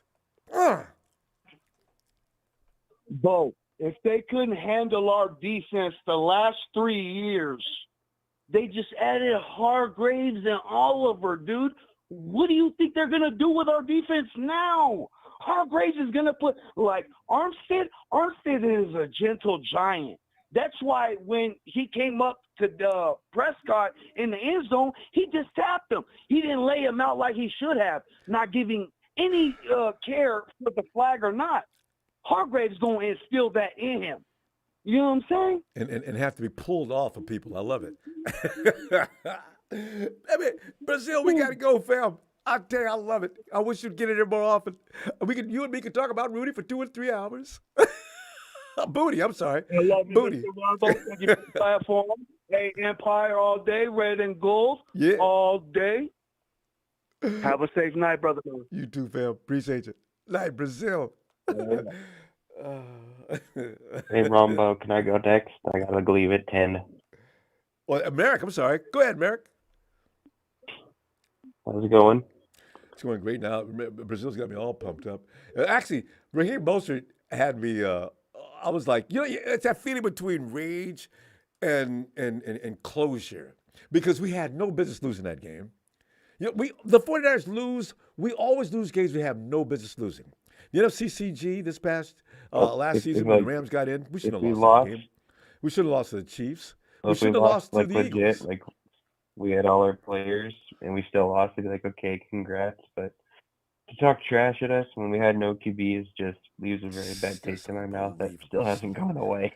Fans with no class. I would have said, you guys, You guys got a good club, but with no quarterback, you weren't going to deal with us in. But listen, maybe we'll see you next time. Don't talk trash. That would have been enough. God. Yeah, honestly, I think Eagles fans might be the worst fan base. Oh, that's been said by a Cowboys lot fans of are people. fun just to make fun of because they think they're going to win the Super Bowl every year. And Hawks and Rams fans are just fun to make fun of. No, they become silly jokes. Neither one of them have any. They've been defanged. When you look at both clubs, they're both in make it up, build a team mode, right? Pretty much. The Hawks are better at it than the Rams because the Rams think, hell, we'll just buy a championship. Give him whatever he wants. How much does he want? He wants $300-400 million. Give it to him. And now, that runs out. We don't need any picks. F the picks. See, this is not the way you run a ball club. You can be happy for 1 minute, but if they would have lost that game to us in FCCG like they were supposed to, they really would have been screwed. Yeah. Well, they have been screwed. So, yeah. But we're building for sustainability, intelligent building, to try to keep it remain competitive. I do have a problem with maybe not wanting to spend any money on the quarterback. But you know what? Kyle Shanahan, if he's true to what he says, listen, give me a defense, I'll score points. He believes in himself, and I need for him to do that. I mean, he gets a little arrogant at times and maybe should polish some things up. But otherwise, I like that attitude. Yeah, I don't think you want a coach who's going to be all lovey-dovey with the players all the time. That doesn't work all the time. I don't think You it need ever a works. coach who can, be empathetic, but you need a coach who can also put his foot down and tell people what they need to be told. And I think Kyle needs to work a bit more on the former, but he's definitely got the ladder down. That's for sure. Yeah, it's true. Well, yeah, Pete Carroll. I think Russell Wilson wasn't crazy about Pete Carroll at one point, and Russell and also him and Sherman had a falling out. Maybe also that safety and him had. No, Carroll, he has his falling outs with his players. You just don't see it because he seems like he's Mr. Cheerleader on the sideline. Belichick is legendary for his players pretty much hating him. So yeah, Kyle is. I guess I don't know where Kyle is. He's pissed off a few guys. Yeah. And another thing I'll say is when it comes to our team, we're not going to be able to keep everyone every year, Ronbo. I know we're going to attach these players, but if they do well, they're going to leave. And it sucks, but it's going to happen. It does anger me. Sometimes it seems like we get more attached to the player than the team. The organization? Yeah. Mm-hmm. It's easy. We're 49er fans. We're not Trey Lance fans. We're not Brock Purdy fans. We're 49er fans. Yeah, it's hard to keep that perspective. And if you can remain generalized in your thinking like that for the greater good, that is really a difficult thing to do. This year, I'm kind of impartial. Whoever starts at quarterback, I'm going to root for. I think I felt the way I did about Jimmy Garoppolo because the fact that Jimmy Garoppolo brought us out of the shadow of teams like the Rams and the Hawks, and I'm grateful to him for that. And so I sort of fell into a thing where Shanahan. Yeah, Kyle Shanahan, John Lynch, and Jimmy G led us out of being trash for 5 years. And in the conversation for the Super Bowl every year. And so I said, I've got a lot of trouble hating this guy. So, I became a huge JG fan, and I still wish him well. But you're right. It is better to think like Big I'm a Show. big Jimmy G fan. I got his jersey as a graduation present when I graduated high school. I got 3 of his jerseys. All of them are useless now. But, you got to think like what's best for the team. And it's hard to do that and really appreciate. You can't be passionate about the team if you don't have certain likes and dislikes, though. Not really. You can, but I don't know how. And sometimes doing what's best involves change. And I know from my experience, I hated change, but a lot of times changing is for the best and can lead to a lot of better things. Yeah. Hopefully a Super Bowl in the next couple of years, but getting there and even winning games, there's a little bit of luck in it. Always. A ball bouncing a certain way, an injury happening, there's lots of luck involved in the NFL. We're talking about the best players against the best players in football. And, of course, you're going to have someone's got to be luck. And they want that they want that ring just as much as you do. So there's going to be a fight. It's going to be, sometimes it comes down to the battle of the minds. And that's why Kyle is usually going to outcoach the other coach. But there are going to be those occasions when that doesn't happen. Yep, that is true. So we can't get mad and I fired. still think we're in the best scenario right now, even with our quarterback problems. We still have the most talented roster in the NFL overall. Did you see that clip of CMC working out? Do you know CMC's working out right now as hard as ever, and the season's over where he should be taking a little break. I saw a clip of him busting ass. He's ready for 2023 already. Oh, God, yeah, CMC. I'm the best of the guys. Debo, watch CMC work, will ya? And put that macaroni and cheese away. God. Debo needs to work off his pot belly. And big booty. Well, keep running backs need to have a big butt, but everything needs to be tight. He'll be all right. I still like Debo. And Show says we couldn't get a first round pick for Debo. Man, can we get a first round pick for Debo? I think last year you could have, but after this season, no. I think at best you'll get a high second. Debo, I'm trying, man. I still like you. I'd give up a first-round pick for Debo because once you get the ball in his hands, all that macaroni and cheese. My reasoning is because he was injured last year, and he wasn't as productive. He's overweight. When you're big and play like he plays, flexibility is going to be an issue, and you're going to pull muscles. He's got to work on that. He had the year before last, he was doing a lot of kinesiology. I think he was doing yoga. I can't imagine a guy like him doing yoga, but man. Anyway, Merrick, you got to get. Okay, Merrick, we'll let you go then, and we'll see you Tuesday. Yep.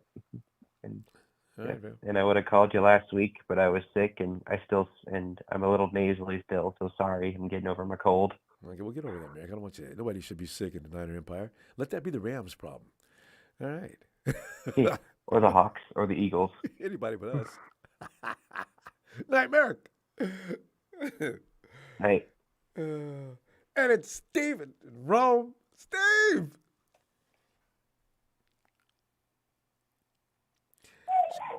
What's up, Ronbo? Steven,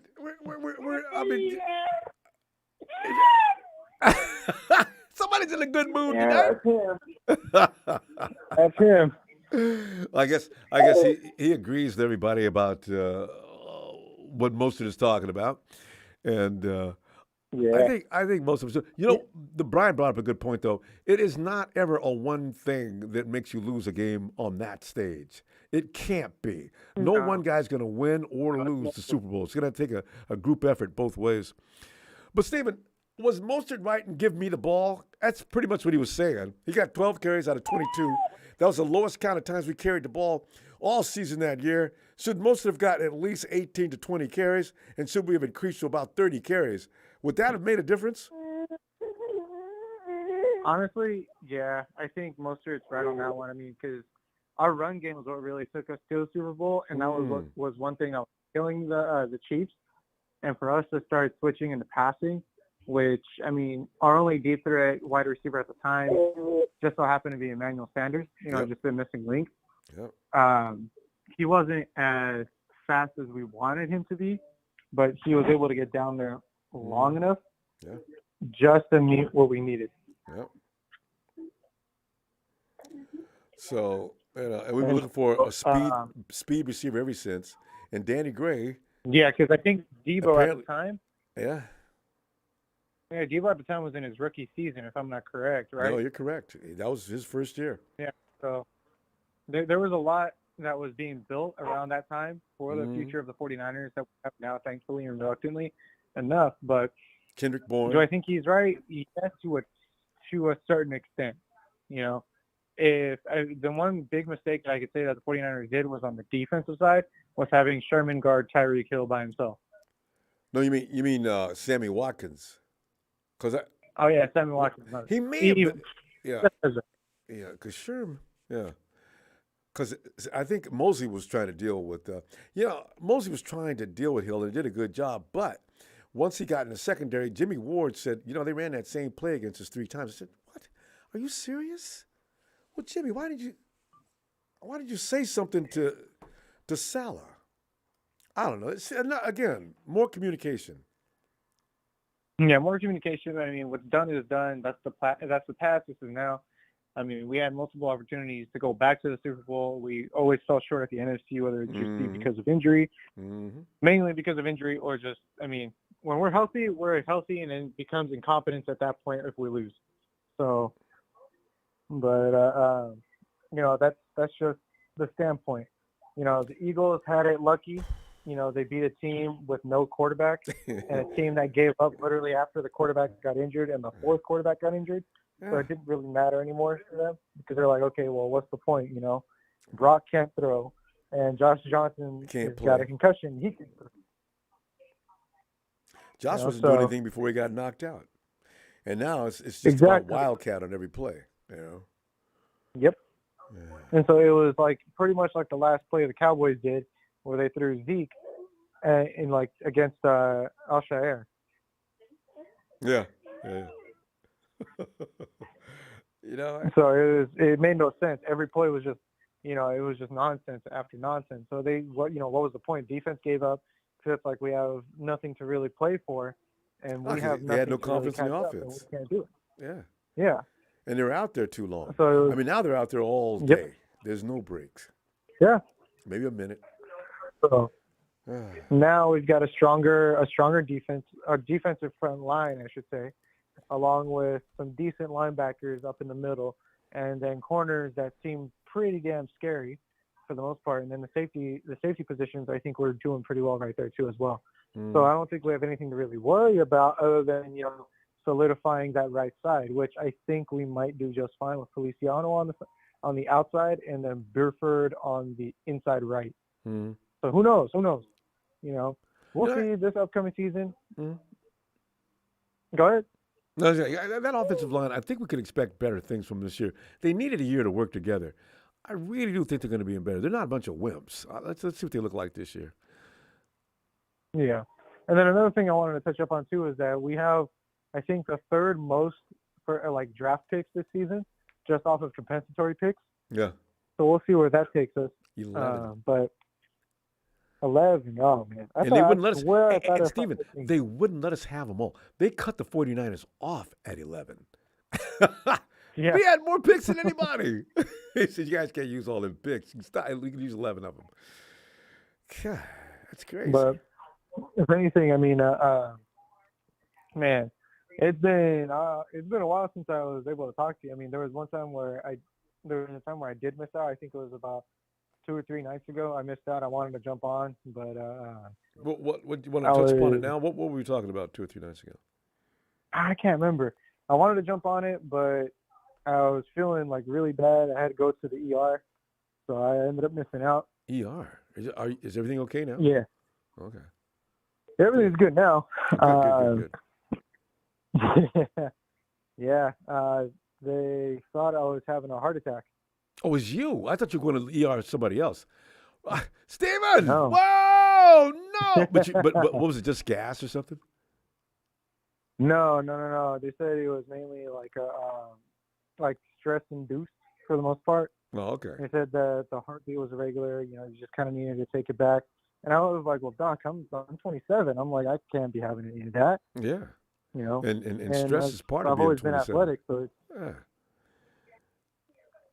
So they just said, just, you know, cut back on the stress. You know, if you have a job that you really stress out about, I think it'd be time to look elsewhere. And I was like, well, I'm glad you said that because I do have another job lined up. So all you needed was an excuse to leave, huh? Yeah. Some people are a little high-strung. Yeah. If you're a high-strung person, yeah, it doesn't matter what age you are, that could be a problem because maybe you're taking things a little more strenuously than the next person. You know, that laid-back dude that looks like he smokes 4 or 5 J's a day, he won't have a heart attack. Why? He doesn't give a damn.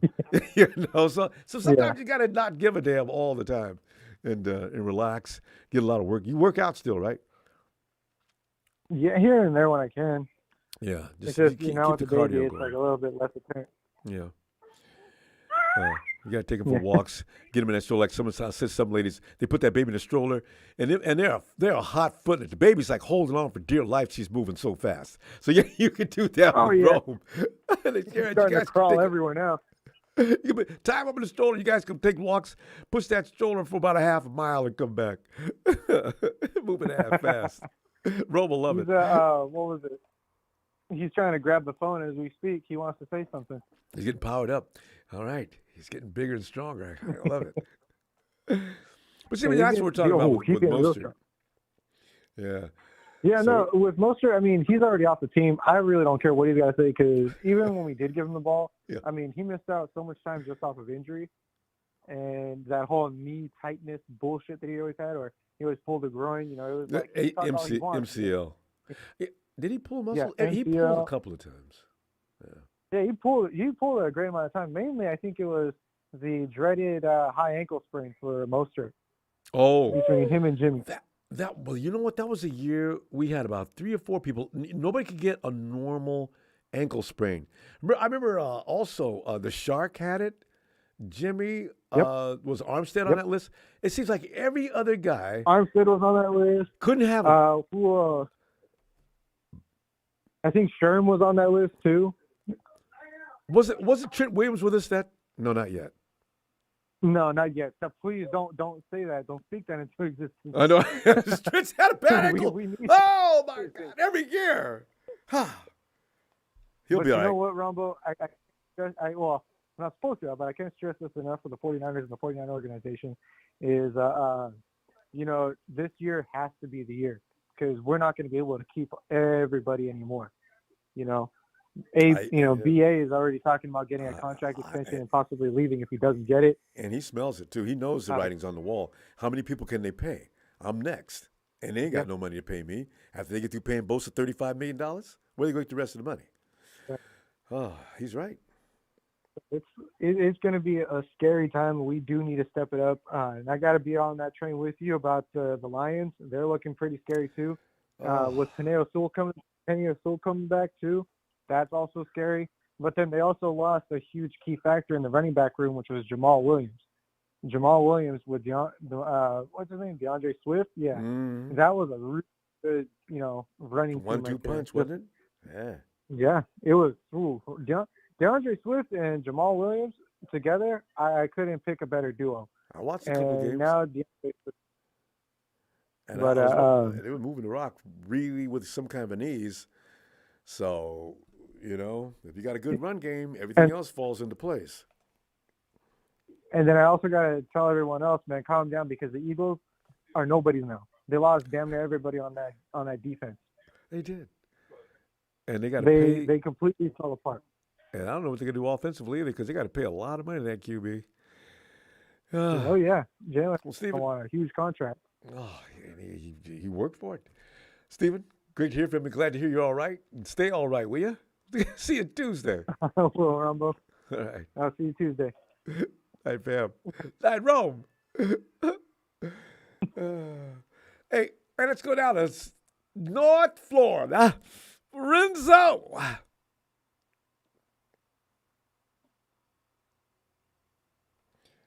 It's kind of late out in North Florida area too. Renzo.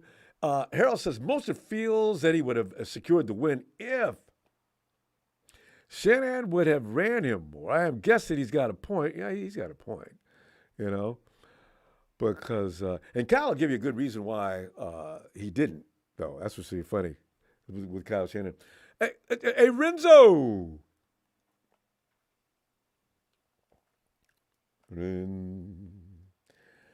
Okay, so we'll check with area code 352. Area code 352. Hello. All right. Hey, Jalen. Cardinals, y'all are relevant. Rams, y'all a joke. Gene D, y'all threw the ball at the 1-yard line and hit the biggest Super Bowl choke. Ronbo, what's the word, man? What's the word? Oh, man, especially Mostert went after you, dude. I know how you feel about Kyle, and Mostert lit him up on Twitter. So you know what? Tyreek Hill, first of all, said, I should have caught that ball. If it might have been different to put in.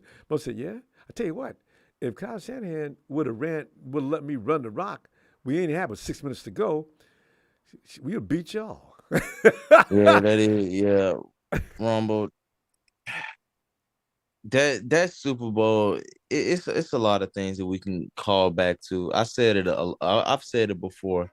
You can't put your quarterback in the back seat the entire playoffs and then expect him to suit up and throw the ball all game in the Super Bowl.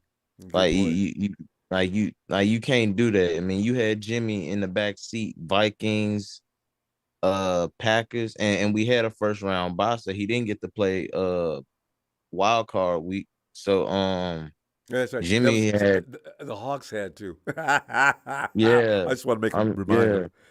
Oh yeah, they ain't gonna never forget that the how the West was won. That's the 100 year. That's how the 100 years of the NFL was ended at the 1 yard line.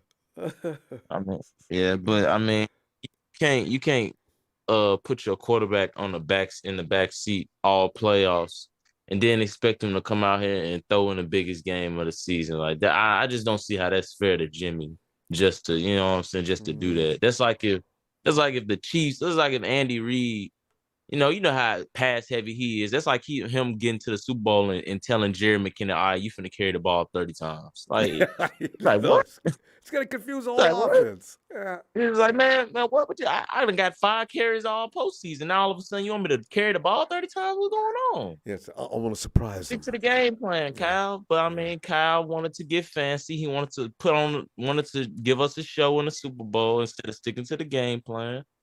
And I don't know why he started running the ball, Ronbo. They couldn't stop it. They won't stop him. The Debo with the trick plays. Mm-hmm. I Even don't they know could why continue doing that. Just continue the little swing routes, hit the ball with Debo, and let him work him over.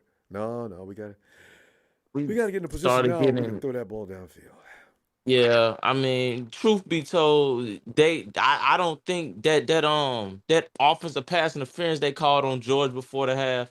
Me personally, I think that would have shifted a lot of momentum because we could have got points in before that. Yeah, but I'm pretty sure Kyle let the clock run down a little bit before the half, though. Mm-hmm. If I'm not mistaken. Because I don't know why he did that. Yeah, he said, "I just want to keep the ball out of the Chiefs' hands." In other words, keep Ronbo, you can't be coaching like that in the Super Bowl. You can't coach like that in the Super Bowl. You can't coach like that in the Super Bowl. Can't play scared. No.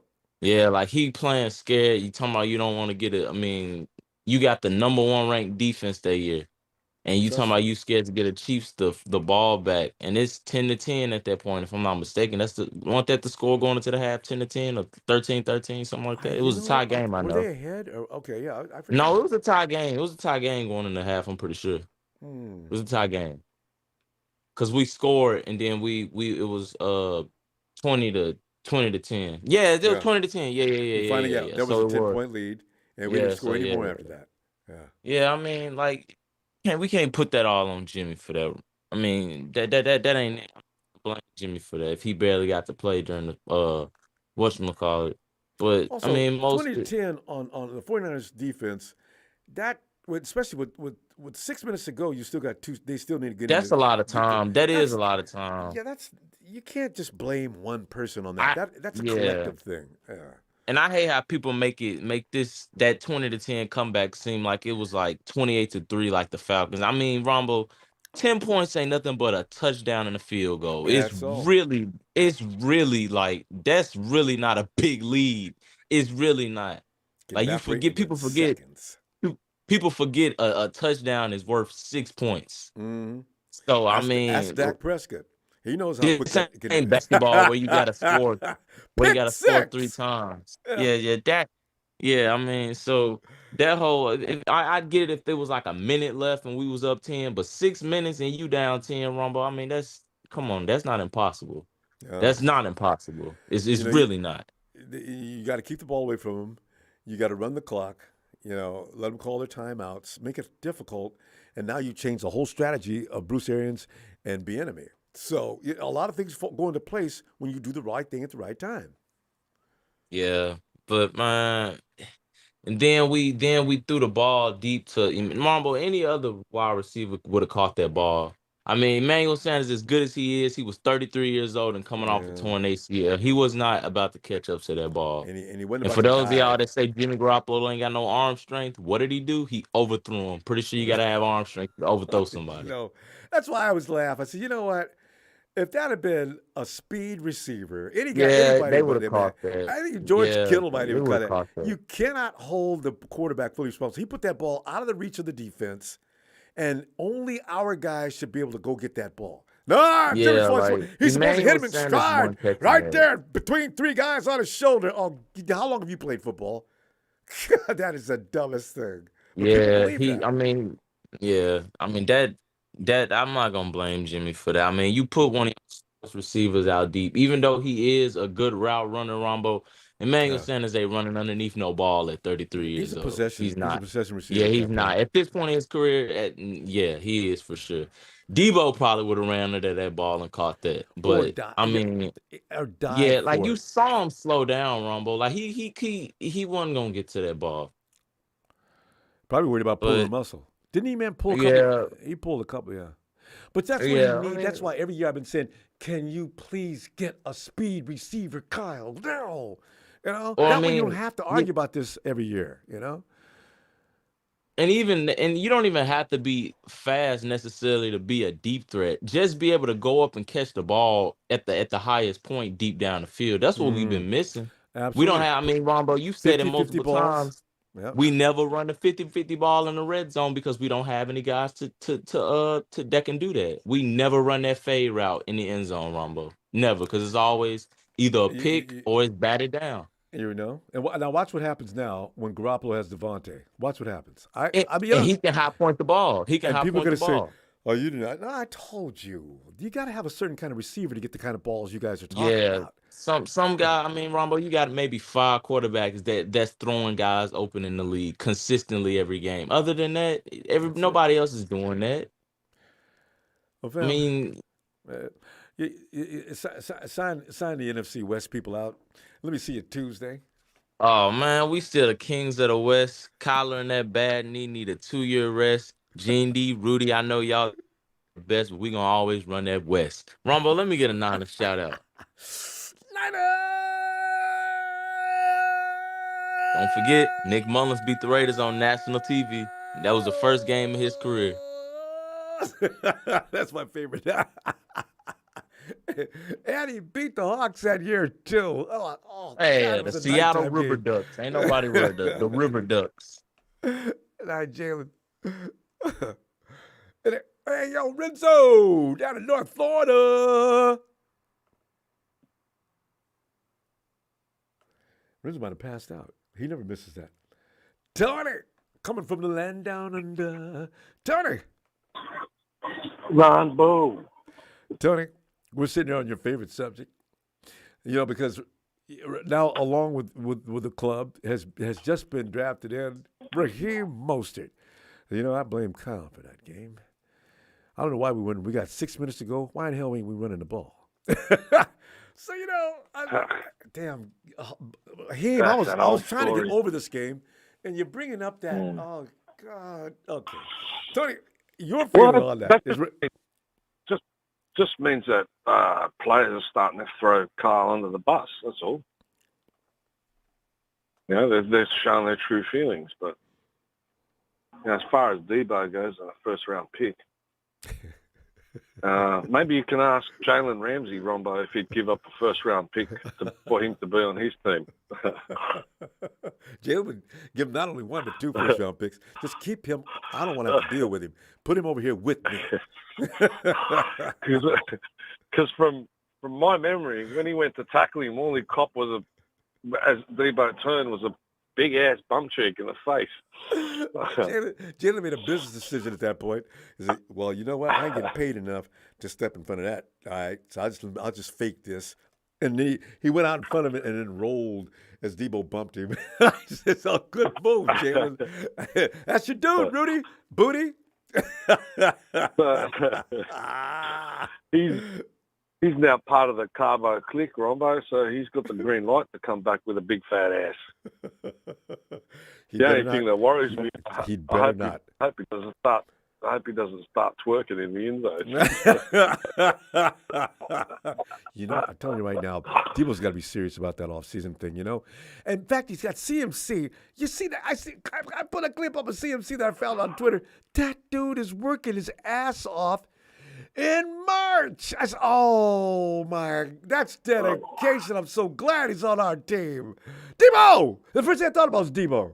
Look at this. Well, I'm sure a few pictures will come out before the season starts. But because now that's how you stay. That's how you stay professional, Ronbo. Like McCaffrey and Bosa. Bosa comes back more ripped every year. I know, but Bosa's, isn't he special? Looks like his body fat's around 5 or 6. I mean, when he's always looking at shirt up, he's totally ripped. He's huge. I'm surprised they haven't called him in for drug tests. I really am. Bosa looks like a friggin' Mr. I mean, he could win the universe. I mean, with that body. My God, he looks good. But as far as the quarterbacks go, I know there's people like myself and the other people that want to see Trey play, but at the end of the day, it's not up to us. You know what I mean? If you see, if the 49ers think they've got everybody that they need, well, you might see three third-round picks, a fifth and a sixth in one package, and next thing you know, they're up in the first round trading for a quarterback. Someone will go. Oh, Tony, would they do that? Would you put it past them? How many picks did they give for Christian McCaffrey? Tony, you know what, though? They can't afford a first-round pick this year, especially a quarterback. No, I'm saying if they packaged third-round picks, a fifth and a sixth, and in that package is Trey Lance, and someone gives them a first-round pick for that. That's a lot. And they trade a quarterback. No, I mean, I don't know if the 49ers can actually afford a first round. A quarterback gets paid, around 10? Or some. The 49ers are going to have to avoid first rounders this year, I think, from what they keep saying, but you can't trust the 49ers when it comes to talking about their money, because we had $5 million going into free agency, and the 49ers ended up having more money than anybody in free agency. At 83, we reduced payroll by $83 million. And what? Damn. Really? And then they picked up all kind of people. Well, Christian McCaffrey's contract hasn't been restructured yet. No, and we haven't signed Nick. Nick's contract won't kick in until next year. But I don't know about Christian. I'm sure they must have a plan. Well, they can shuffle Nick's around and Christian's around, and there you go. They free up 10, 20 mil. Yeah. Well, Nick has to have an initial contract first. They can stretch it out, spread it out for the team's benefit. But CMC, I don't know how they're going to handle that. That's going to be interesting. They just told Trent Williams today they could go ahead and give him his guaranteed money, spread it out over a period, so it doesn't hurt. With the defense, I know a lot of people say defense wins championships, but in reality, Ronbo, yourself, the whole team. If it's Super Bowl day, the whole team's got to be clicking together. And defense can win you championships in the sense where they shorten up the field, but you got to take advantage of that. You got to capitalize on that. You have to make something of it. Yeah, timing is everything. And the other thing I was going to ask you, because I'm like I've always said, I'm open for constructive criticism. Mm-hmm. But communication with Kyle, is it possible that the defense is gassed and one of the captains runs up to him and says, "Kyle, look, slow it down a little bit, let the boys catch their breath"? Would he do it? If D'Amico or Salah were bold enough to go say something like that, I don't know, Tony. I think he'd have to listen, right? Well, it's an important factor. I mean, because he changes play calls. You're right. Yeah, instead of going down there, bang, bang, bang, touchdown, he's got the capability of making it 10 plays and then getting a touchdown as well, to give the boys a breather so they can catch their breath and they come back on fresh again. Yeah. Does it make sense? Tony, even no matter what point in the game, run the ball, Kyle, please. And probably, listen, the guy's getting a little gas. You might want to change your play calling up to burn up a little clock. You know, that's the kind of thing that Kyle should have to know on his own, though. I know Kyle's going to think I've got to take advantage of every opportunity I can to score. If I see a weakness, I'm going to attack it. Okay, you and me get fired, Tony. Because I'd say I'd be over there in his ear again. I'd ask him twice. Yeah, mate. You know, we've got to win this game, brother. We want our defense to catch a breath. And you're killing my guys. If I'm the DC, I'm gonna look out for my guys. You know, they're dragging ass here. They're winded. Maybe Wilkes, because he's a bigger dude. You know what I mean? Yeah, it's just been go around up there, longer. and grab him by the back of the ear or something, twist it, say, "Listen here, buddy." Would that be awesome? You know what I was thinking, Ronbo? Imagine they trade Trey and then Kirk Cousins comes in or Mac Jones or something. Oh my God. You know, there'd be so many livid people around the Niner Empire. Oh my God, that would piss people off. You know, but you know what, mate? Be careful of who Kyle Shanahan falls in love with. Be careful. It won't be Mac Jones. Although Kirk Cousins is walking on thin ice, I understand, in Minnesota. If something goes wrong this year, do look for Kirk Cousins to come flying into the camp next year. You never know. But you know, I just can't wait for the draft. I just can't wait till they start that. You know, I want to see who they get, what they're going to come up with this year, and you know, if they're going to address the right hand side of the O line. And I know Phil said, you know, Kivitz will do the job. Maybe he will. Who knows? But he should have some competition, and maybe because he's been there longer. But McKivitz, we don't need just McKivitz, though, Tony. We need depth and quality. We need depth, exactly. We need depth. Javon Kinlaw's looking pretty good, Ronbo, too. Not just McCaffrey. Javon Kinlaw's looking pretty good. Where have you seen him, Tony? I've seen him on a few clips on. You got to tag me on those. Okay, I got to see this, Javon Kinlaw, because that's good news. Tony, we're gonna run clock here. Let me see it Tuesday. I'm gonna go look this up, or tag me in one. All right, I want to see this because I've been wondering about it. And check out that thing that Big Papa said. What was that guy? O'Sullivan or whatever. You'll love it. It's JT, a laugh a minute. But watch it right till the end. All right, Tony. Let me see you Tuesday. All right, fam. All right, brother. Shout out to the Empire and see you in the next chapter. All right. Cheers, Tony. Cheers, man. Cheers. Javon Kinlaw's looking good. I gotta go check this out. Bethel probably also. These are things I'm missing. Everybody probably knows but me. Bethel. Hey, what's up, Ronbo? But I just felt this bolt of joy. Tony just said Javon Kinlaw's looking good. Have you seen this? I haven't, because I haven't hardly seen a lot of media stuff. I don't. But I did see that,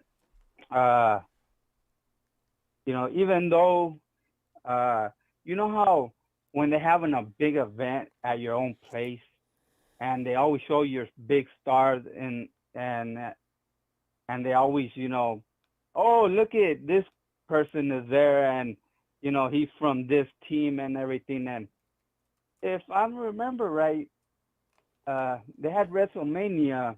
Oh, George Kittle all over the place. I was wondering if you were going there. Yeah. And I didn't see no. Oh, look, here's the Rams players. Here's the Rams. This is not, and that's their house. Oh, it's the Niners. Rudy hey, look at the Niners right here. This is their house. hey, by the way, I thought that was funny. Bethel, have you got Twitter? No, I don't. You don't do social media? Yeah, because Rudy came up with a clip, and I had to laugh. It's got somebody dressed. It's not a player though. It's a full mascot outfit, right? of the Rams. So I don't know who it was. Just probably another Hollywood actor. And Rudy's posted up because I told Rudy, see, Rudy, this is what you guys don't have: a persona, a personality, somebody that they want to put that camera on. You know, as I said, I love me some George Kittle. Rudy comes back a little while later with what I just mentioned, somebody in a Rams mascot uniform doing something. I said, oh, man, Rudy, that's not equal. George wasn't wearing any mask. You knew who it was. It's funny because the first time that they announced that they were going to do it at SoFi, they did have the mascot of the Rams. Yeah. After that, you never seen him anymore. You haven't seen anything. There's nothing. I mean, they could have brought in Aaron Donald or something if they wanted to play, but you guys don't have any personalities that could do the WWE, except for maybe Rudy. Put him in there and let somebody come off the top turnbuckle. Bam! Oh!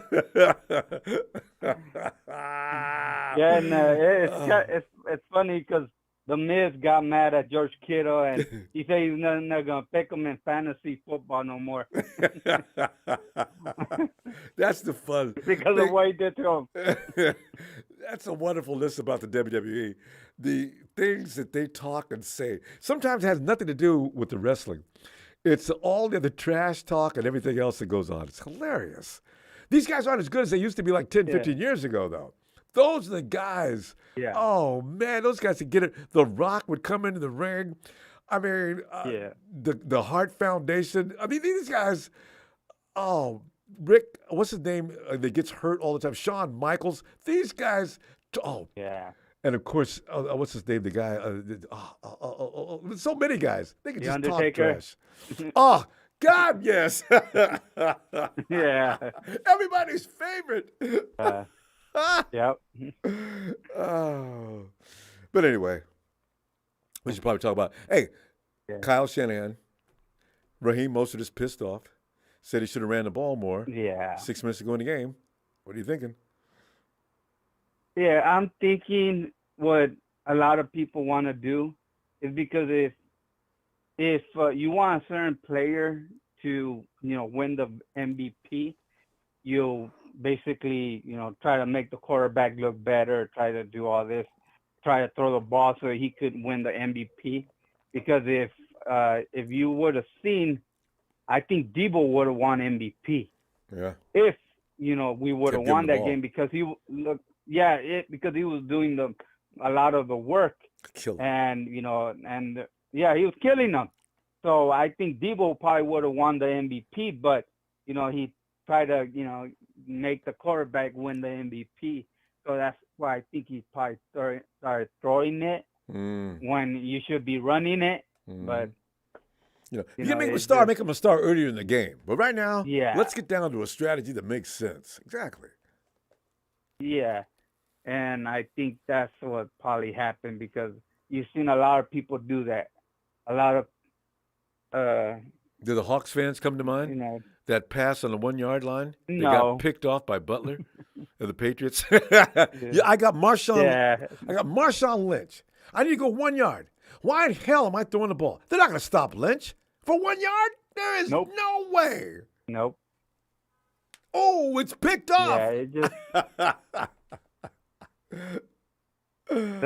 like I always say, sometimes people want to be the hero, and it's not about being the hero. It's about getting yards and getting close to what you need to be the goal and, getting a touchdown. It doesn't matter, how you get it as long as you get it, and sometimes those big, long throws, it's a big risk, but it's a low percentage shot. It doesn't work out. Yeah. It connects 30% of the time. 31, 30%. Yeah. It's not a high percentage throw. If your game depends on that throw, you're in deep trouble. Maybe it works.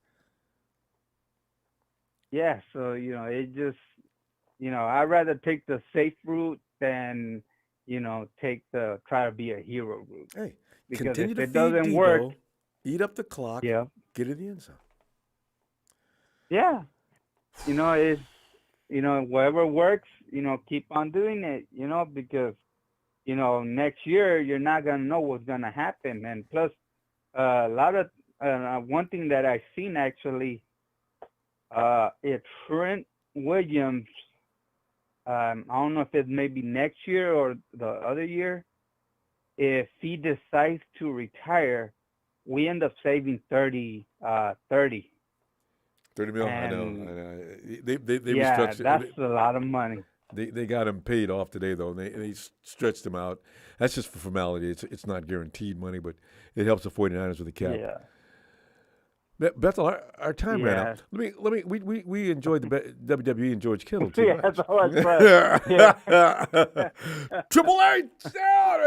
But anyway, let me see you Tuesday.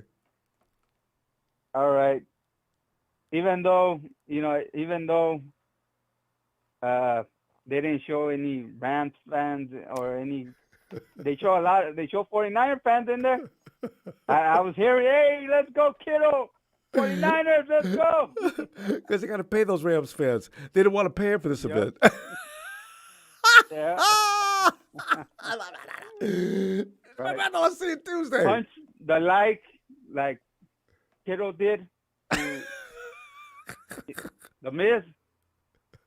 Let's go Niners. Have a great night. Or punch it like Debo did to that man that's now out of town and prayed to get out of town. Hey, Tony. Ronbo, good evening. How are you this evening? Oh, doing great. Anytime I'm making jokes about Jalen Ramsey, the Rams, and SoFi Stadium hosting events where there's still more 49er fans, and we ain't even playing football. I didn't even know this. Woo! Yes, I just sent Gene D a text, letting them know if they take that 5th pick and draft that project, Anthony Richardson, I'm going to be laughing my ass off all year. They're talking about that a lot, aren't they? I've heard about that 3 or 4 times before. The Hawks are considered to be the favorites to pick up Anthony Richardson. I says, isn't he that guy that is going to be a project? Maybe they think played 1 year, Ronbo. Yeah. 58% completion percentage. That's bad. And Geno Smith is, he didn't get hurt last year though, did he? So that's what ends up happening. Then you vault these guys in a position where they're not ready for it, and you actually ruin them like that. Like the thing is, nobody wants to talk about it, and I'm just saying. But what if Lance is gun shy after hurting his foot? I don't know how bad that hurt, but I know how bad it was to rehab that foot. Now if he comes back with a little less hesitancy toward making that move, and that's his real strong suit, is Lance can get up and go. He's not the kind of quarterback that's going to run off like Josh, what's his name, over in Buffalo, or he's no Lamar for sure, but, he has escapability. Now, what if he starts thinking, Kyle, Lance, 275 left tackle. What? Time? Hey, coach, did you want me to run the ball? I'm scared for him too, Poor Lance. I doubt if Trey Lance is going to be hesitant with anything at all, because this is competition time. Yeah. They brought in somebody to compete with him for that job, and this is his 3rd year. He's got to be ready. He's got to try, but he's got to get that passing game first, because Lance, people don't want to admit it. I think Kyle wasn't letting him throw because there may be a little deficiency there that Kyle wants to get shored up a little bit more before he starts throwing some of those short timing routes. That's what they should have been working on all season, though. We'll find out. Got to let the kid loose now. Preseason's the time. Let it all hang out and see what he's got, or he's going to be sitting. If he's hesitant, timid. Well, that's what him and Fred Warner were fighting about in the offseason last year. And that's I enjoyed. Lance came to. I couldn't stop laughing. Trey comes to Mike. Some of the things that are being said out there, I consider a little disrespectful, but we're gonna be okay. I said, Fred, you like to. Ayuk tried to kill you too. What are you saying to these guys? I got a feeling Fred Warner's my kind of people. You know, if you can't stand the heat, then get the hell up out the kitchen, man. Tony, you play ball? Oh, no, we disconnected with Tony. Because, you know, Tony, there's nothing but trash talk when you're playing. When you're scrimmaging against your own guys, oh, fam, if you've never played football, the guys on your team are the friggin' worst. I mean, I said and did everything I could, even before we went out in the field. We're still putting on our pads. I said, yeah, it's going to be easy day today, Jack. Yeah. Hey, bro. What you going to do today, man? Because you know what? I had a lot to eat for lunch. You may have a chance today. Come on, let's go. And look here. Don't make me have to give you any breaks. You know, you go on and on. Every snap. Let me help you out. What's the matter? It's just so much fun to take shots at your own teammates. You take them at the other team too, but because you know your teammate. And how mad is he going to get? I'm on your team, man. I'm trying to make you better. Tony, we lost Tony. Tony, get in line. It's still open. Get back on there. So, you know, I do wish, though, when I think about Raheem Mostert, some of what he said and did, you know, when you think about it, it was absolutely the right thing to do. But when you talk to Kyle Shanahan, he will have and say something that makes nothing but sense.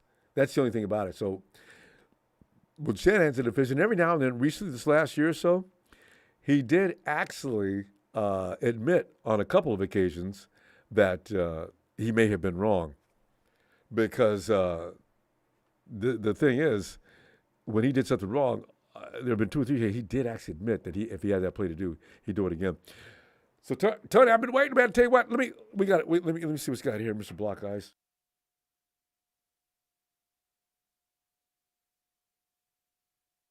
Oh, yeah. Mr. Block Eyes, thoughts far as drafting and free agency, no more bleep ups. Yeah, we can't afford to. I just hope that Javon Kinlaw can come around. Hey, Raul, thanks, Mr. Black Ice. Ronbo. Yeah. That was a long time, Raul. Never talked to you in a long time. How you doing? Yeah, man, it's been a while. I'll be listening though.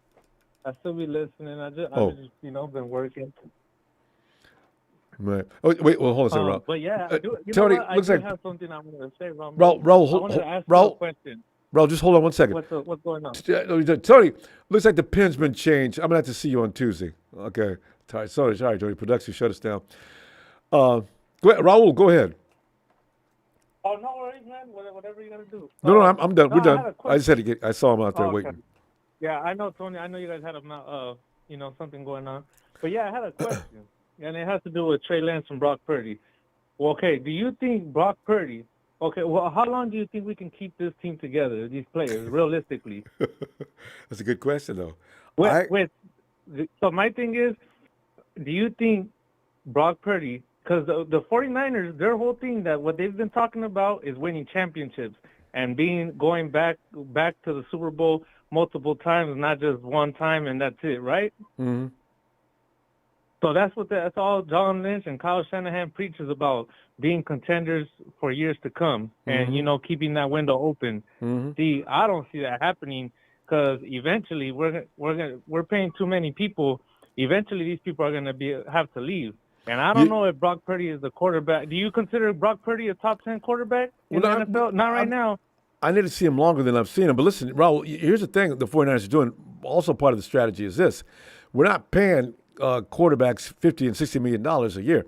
So what the 49ers are going to try to do is stay with young quarterbacks. They're not renewing any contracts unless you just blow the field away, because Kyle Shanahan really does believe that he can take an average quarterback and make him into a stud. Also, these big contracts, you're right. That's another reason why. George Kittle may not get renewed. You look at Trent Williams, and I don't think they're going to renew him. That's my point exactly, because I agree with you 100%. I agree with you. I get that's probably what they're going to try to do. But if they pay Brock Purdy, if Brock Purdy wins the Super Bowl, he's going to want to get paid, Ronbo. And if they pay Brock Purdy, oh, forget it. That means everybody else is gone, you know? And as Especially it is, Super even Bowl. if we keep Brock Purdy on the rookie contract, like let's say this year coming up, well, you know, for some way, somehow we make it to the playoffs, Brock Purdy comes back, because Trey Lance doesn't work out. We have nothing to lose with Trey Lance starting off the season. Because the only thing we can do is raise his trade value. And because I feel like Kyle Shanahan and John Lynch have already made up their mind that Brock Purdy is the QB for the next couple of years. Well, they already no said matter it. what, Trey Lance would have to blow the doors. Like, he would literally have to blow the doors off in order to stay the QB. No, you you're know, right. and beat Brock Purdy. Because So you know how much he for gets the only way I paid can compared to the last pick in the draft? 49ers aren't fooling anybody with that. Yeah. Well, my thing is, I don't think Brock Purdy could carry a team by himself, and he's not a top 10 quarterback. No disrespect to Brock Purdy. I'm not saying he's not good. I'm just saying, do you think he's better than Justin Herbert? Do you think he's better than Trevor Lawrence? Do you think he's better than Joe Burrow? Those are premier names. Because if these people ain't doing it with that team, what makes you think Brock Purdy's going to do it once Trent Williams leaves, once George Kittle leaves, once Brandon Ayuk leaves? What's going to happen? Unless they can somehow miraculously replace these players, you know, which is not easy to do, Ronbo. It's not easy to do. So I'm just wondering, what was your opinion on that? Like, do you think Brock Purdy, after losing some of these superstars, because yes, I believe Brock Purdy is capable of winning a Super Bowl with this team and this roster, but they are getting a little bit older. They are getting a little bit more expensive, and eventually some of these players are going to have to go, and we're going to have to replace them, and it's easier said than done, you know? And I just wanted to get your opinion on that. How long do you think that is sustainable, and do you think Brock Purdy is able to carry that? You know, is he able to keep us a Super Bowl contenders for years to come without the whole cast that we have right now for years to come? You can't really answer that question as far as Brock Purdy goes, because you don't know, he might not be healthy for the next 2 or 3 years. But the thing is, what you're going to do is you're going to keep that same formula going, though. You're going to reduce payroll. This is a Belichick plan, by the way. The 49ers aren't doing anything new. You keep reducing payroll. The quarterback is going to stay young. Is why they wanted to get rid of. They wanted to keep Jimmy back in the day and let Tom go. So you know, you keep reducing. You build an arsenal around the quarterback and let him be a role player, not the main guy, but the role player. Now that worked a couple of times. Flacco played that role. Actually, the Ravens did that twice. You know, what's his Dilfer or what his name is? Yeah, anyway, you can do that, but it's going to be difficult unless your defense is just knocked dead, really tough, and then you got an offense that's adequate enough to score you somewhere between 21 to 27 points. Now you're going to look like the Hawks were when they first got Russell Wilson, and he wasn't ready for prime time, not completely yet, and the Hawks won a Super Bowl. Yeah, and I get you, Ronbo. I get it. I mean, I'm just thinking about, you know, like, this is all they've been preaching about is for years to come, and I'm like, damn, you know what? I do see this year and maybe the next year we are Super Bowl contenders. You know, I mean, I don't know about Super Bowl contenders, but I do see us making deep playoff runs, and I think Brock Purdy, if he can come back to the level that he was at, he's definitely capable of taking us very far. I'm just like, look, John Lynch and Kyle Shanahan are preaching about, and that their whole thing was for years to come, we're going to be there, you know? We're going to be contending or at least deep playoff runs. That's been their whole thing. And I know with Brock Purdy on a way cheaper budget, but my thing is, if he is to win the Super Bowl this year some way, somehow, and Brock Purdy is that QB, I do feel like he will ask for some money. But he has and I don't think he's just going to – yeah, of course. So how is that going to be – yeah, of course. That's just business. Just business. I don't blame him. And I just feel like, man, we got to give Trey Lance a shot. Even if we're not going to keep him, at least to prove that he's healthy and boost up his trade value. Mm-hmm. Because right now it's probably as low as it's ever been and it ever will be. Yeah, he's got to stay healthy. As you know, he's had issues staying healthy the first 2 years as a rookie and in last year as well. So this third year, he's got to stay out there. Well, yeah, but Brock's in his first year. So Brock... He got hurt his first year after going 8 games. He got more leeway. I get it. And I'm not saying they're injury prone because I don't think either one is. I think they just went through some things on football. It's football. It's part of the game. Yeah, there's no such thing as injury prone because everybody's eligible for getting hurt. That's all there is to it. But, yeah, Brock won the job for now. Well, that's why the Fair 49ers are play. saying Yes, what he they're did. saying, right? But I Trey's agree. still got a I chance. agree. He can go out there and show out, and he'll win. Oh, I hope he does. Well, I'm gonna go to the season opener because I just want to see him. I was not able to see him yet in a 49er uniform during the regular game, so I'm definitely buying my tickets because I truly believe they got to play him, even if he's not the future. If they don't look at him as the future, at least to boost his trade value. Like I said, there's no way. I don't see them trading him during the draft. I think that would be ridiculous. No, that's not happening. On their You behalf, can't to be get honest, anything for him. but- That's a waste. You can't get anything for him. Don't and waste. BA2, we're not trading Brandon Ayuk. If you're talking about making a Super Bowl run, man, Kyle Shanahan said he wanted to bench Brandon Ayuk his rookie season. What, you think he's going to draft another QB when we're going for another wide receiver to replace him? No. He's going to probably want to bench him too. Brandon Ayuk ain't going nowhere. And that's just a. But Raul, good to hear from you again. I'll be back Tuesday, and let's see what develops around Niner Empire. All right. And I'll be back more often. Thank you, Rombo. Hey, All right, thank you, Niner fam. faithful. Y'all have a good night. Night, Raul. Yes, sir, Rombo. Have a good night. You too. Thanks, fam. And I'm being given instructions here. Don't zoom in. Next time, I'm sorry. Zoom in, and you won't get hung up by the system. All right, because the Uber always, after a while, drops the calls. We don't know why. They're asking about it. We can't get a response. They'll think they say it's some kind of a glitch, and maybe on our end. So yeah, so you zoom in, and you won't get hung up on by the system. Okay, let's. Anyway, fam, that's for future food for thought as far as calling in. Then we're gonna go and say goodbye to Rudy on the way out. Rudy boy, you came in and got your booty hung. Brazil will be waiting for you, Rudy. Fam, just have a great evening. I'll see you Tuesday. And thanks for the contribution, of course. And please subscribe and hit that like. I like.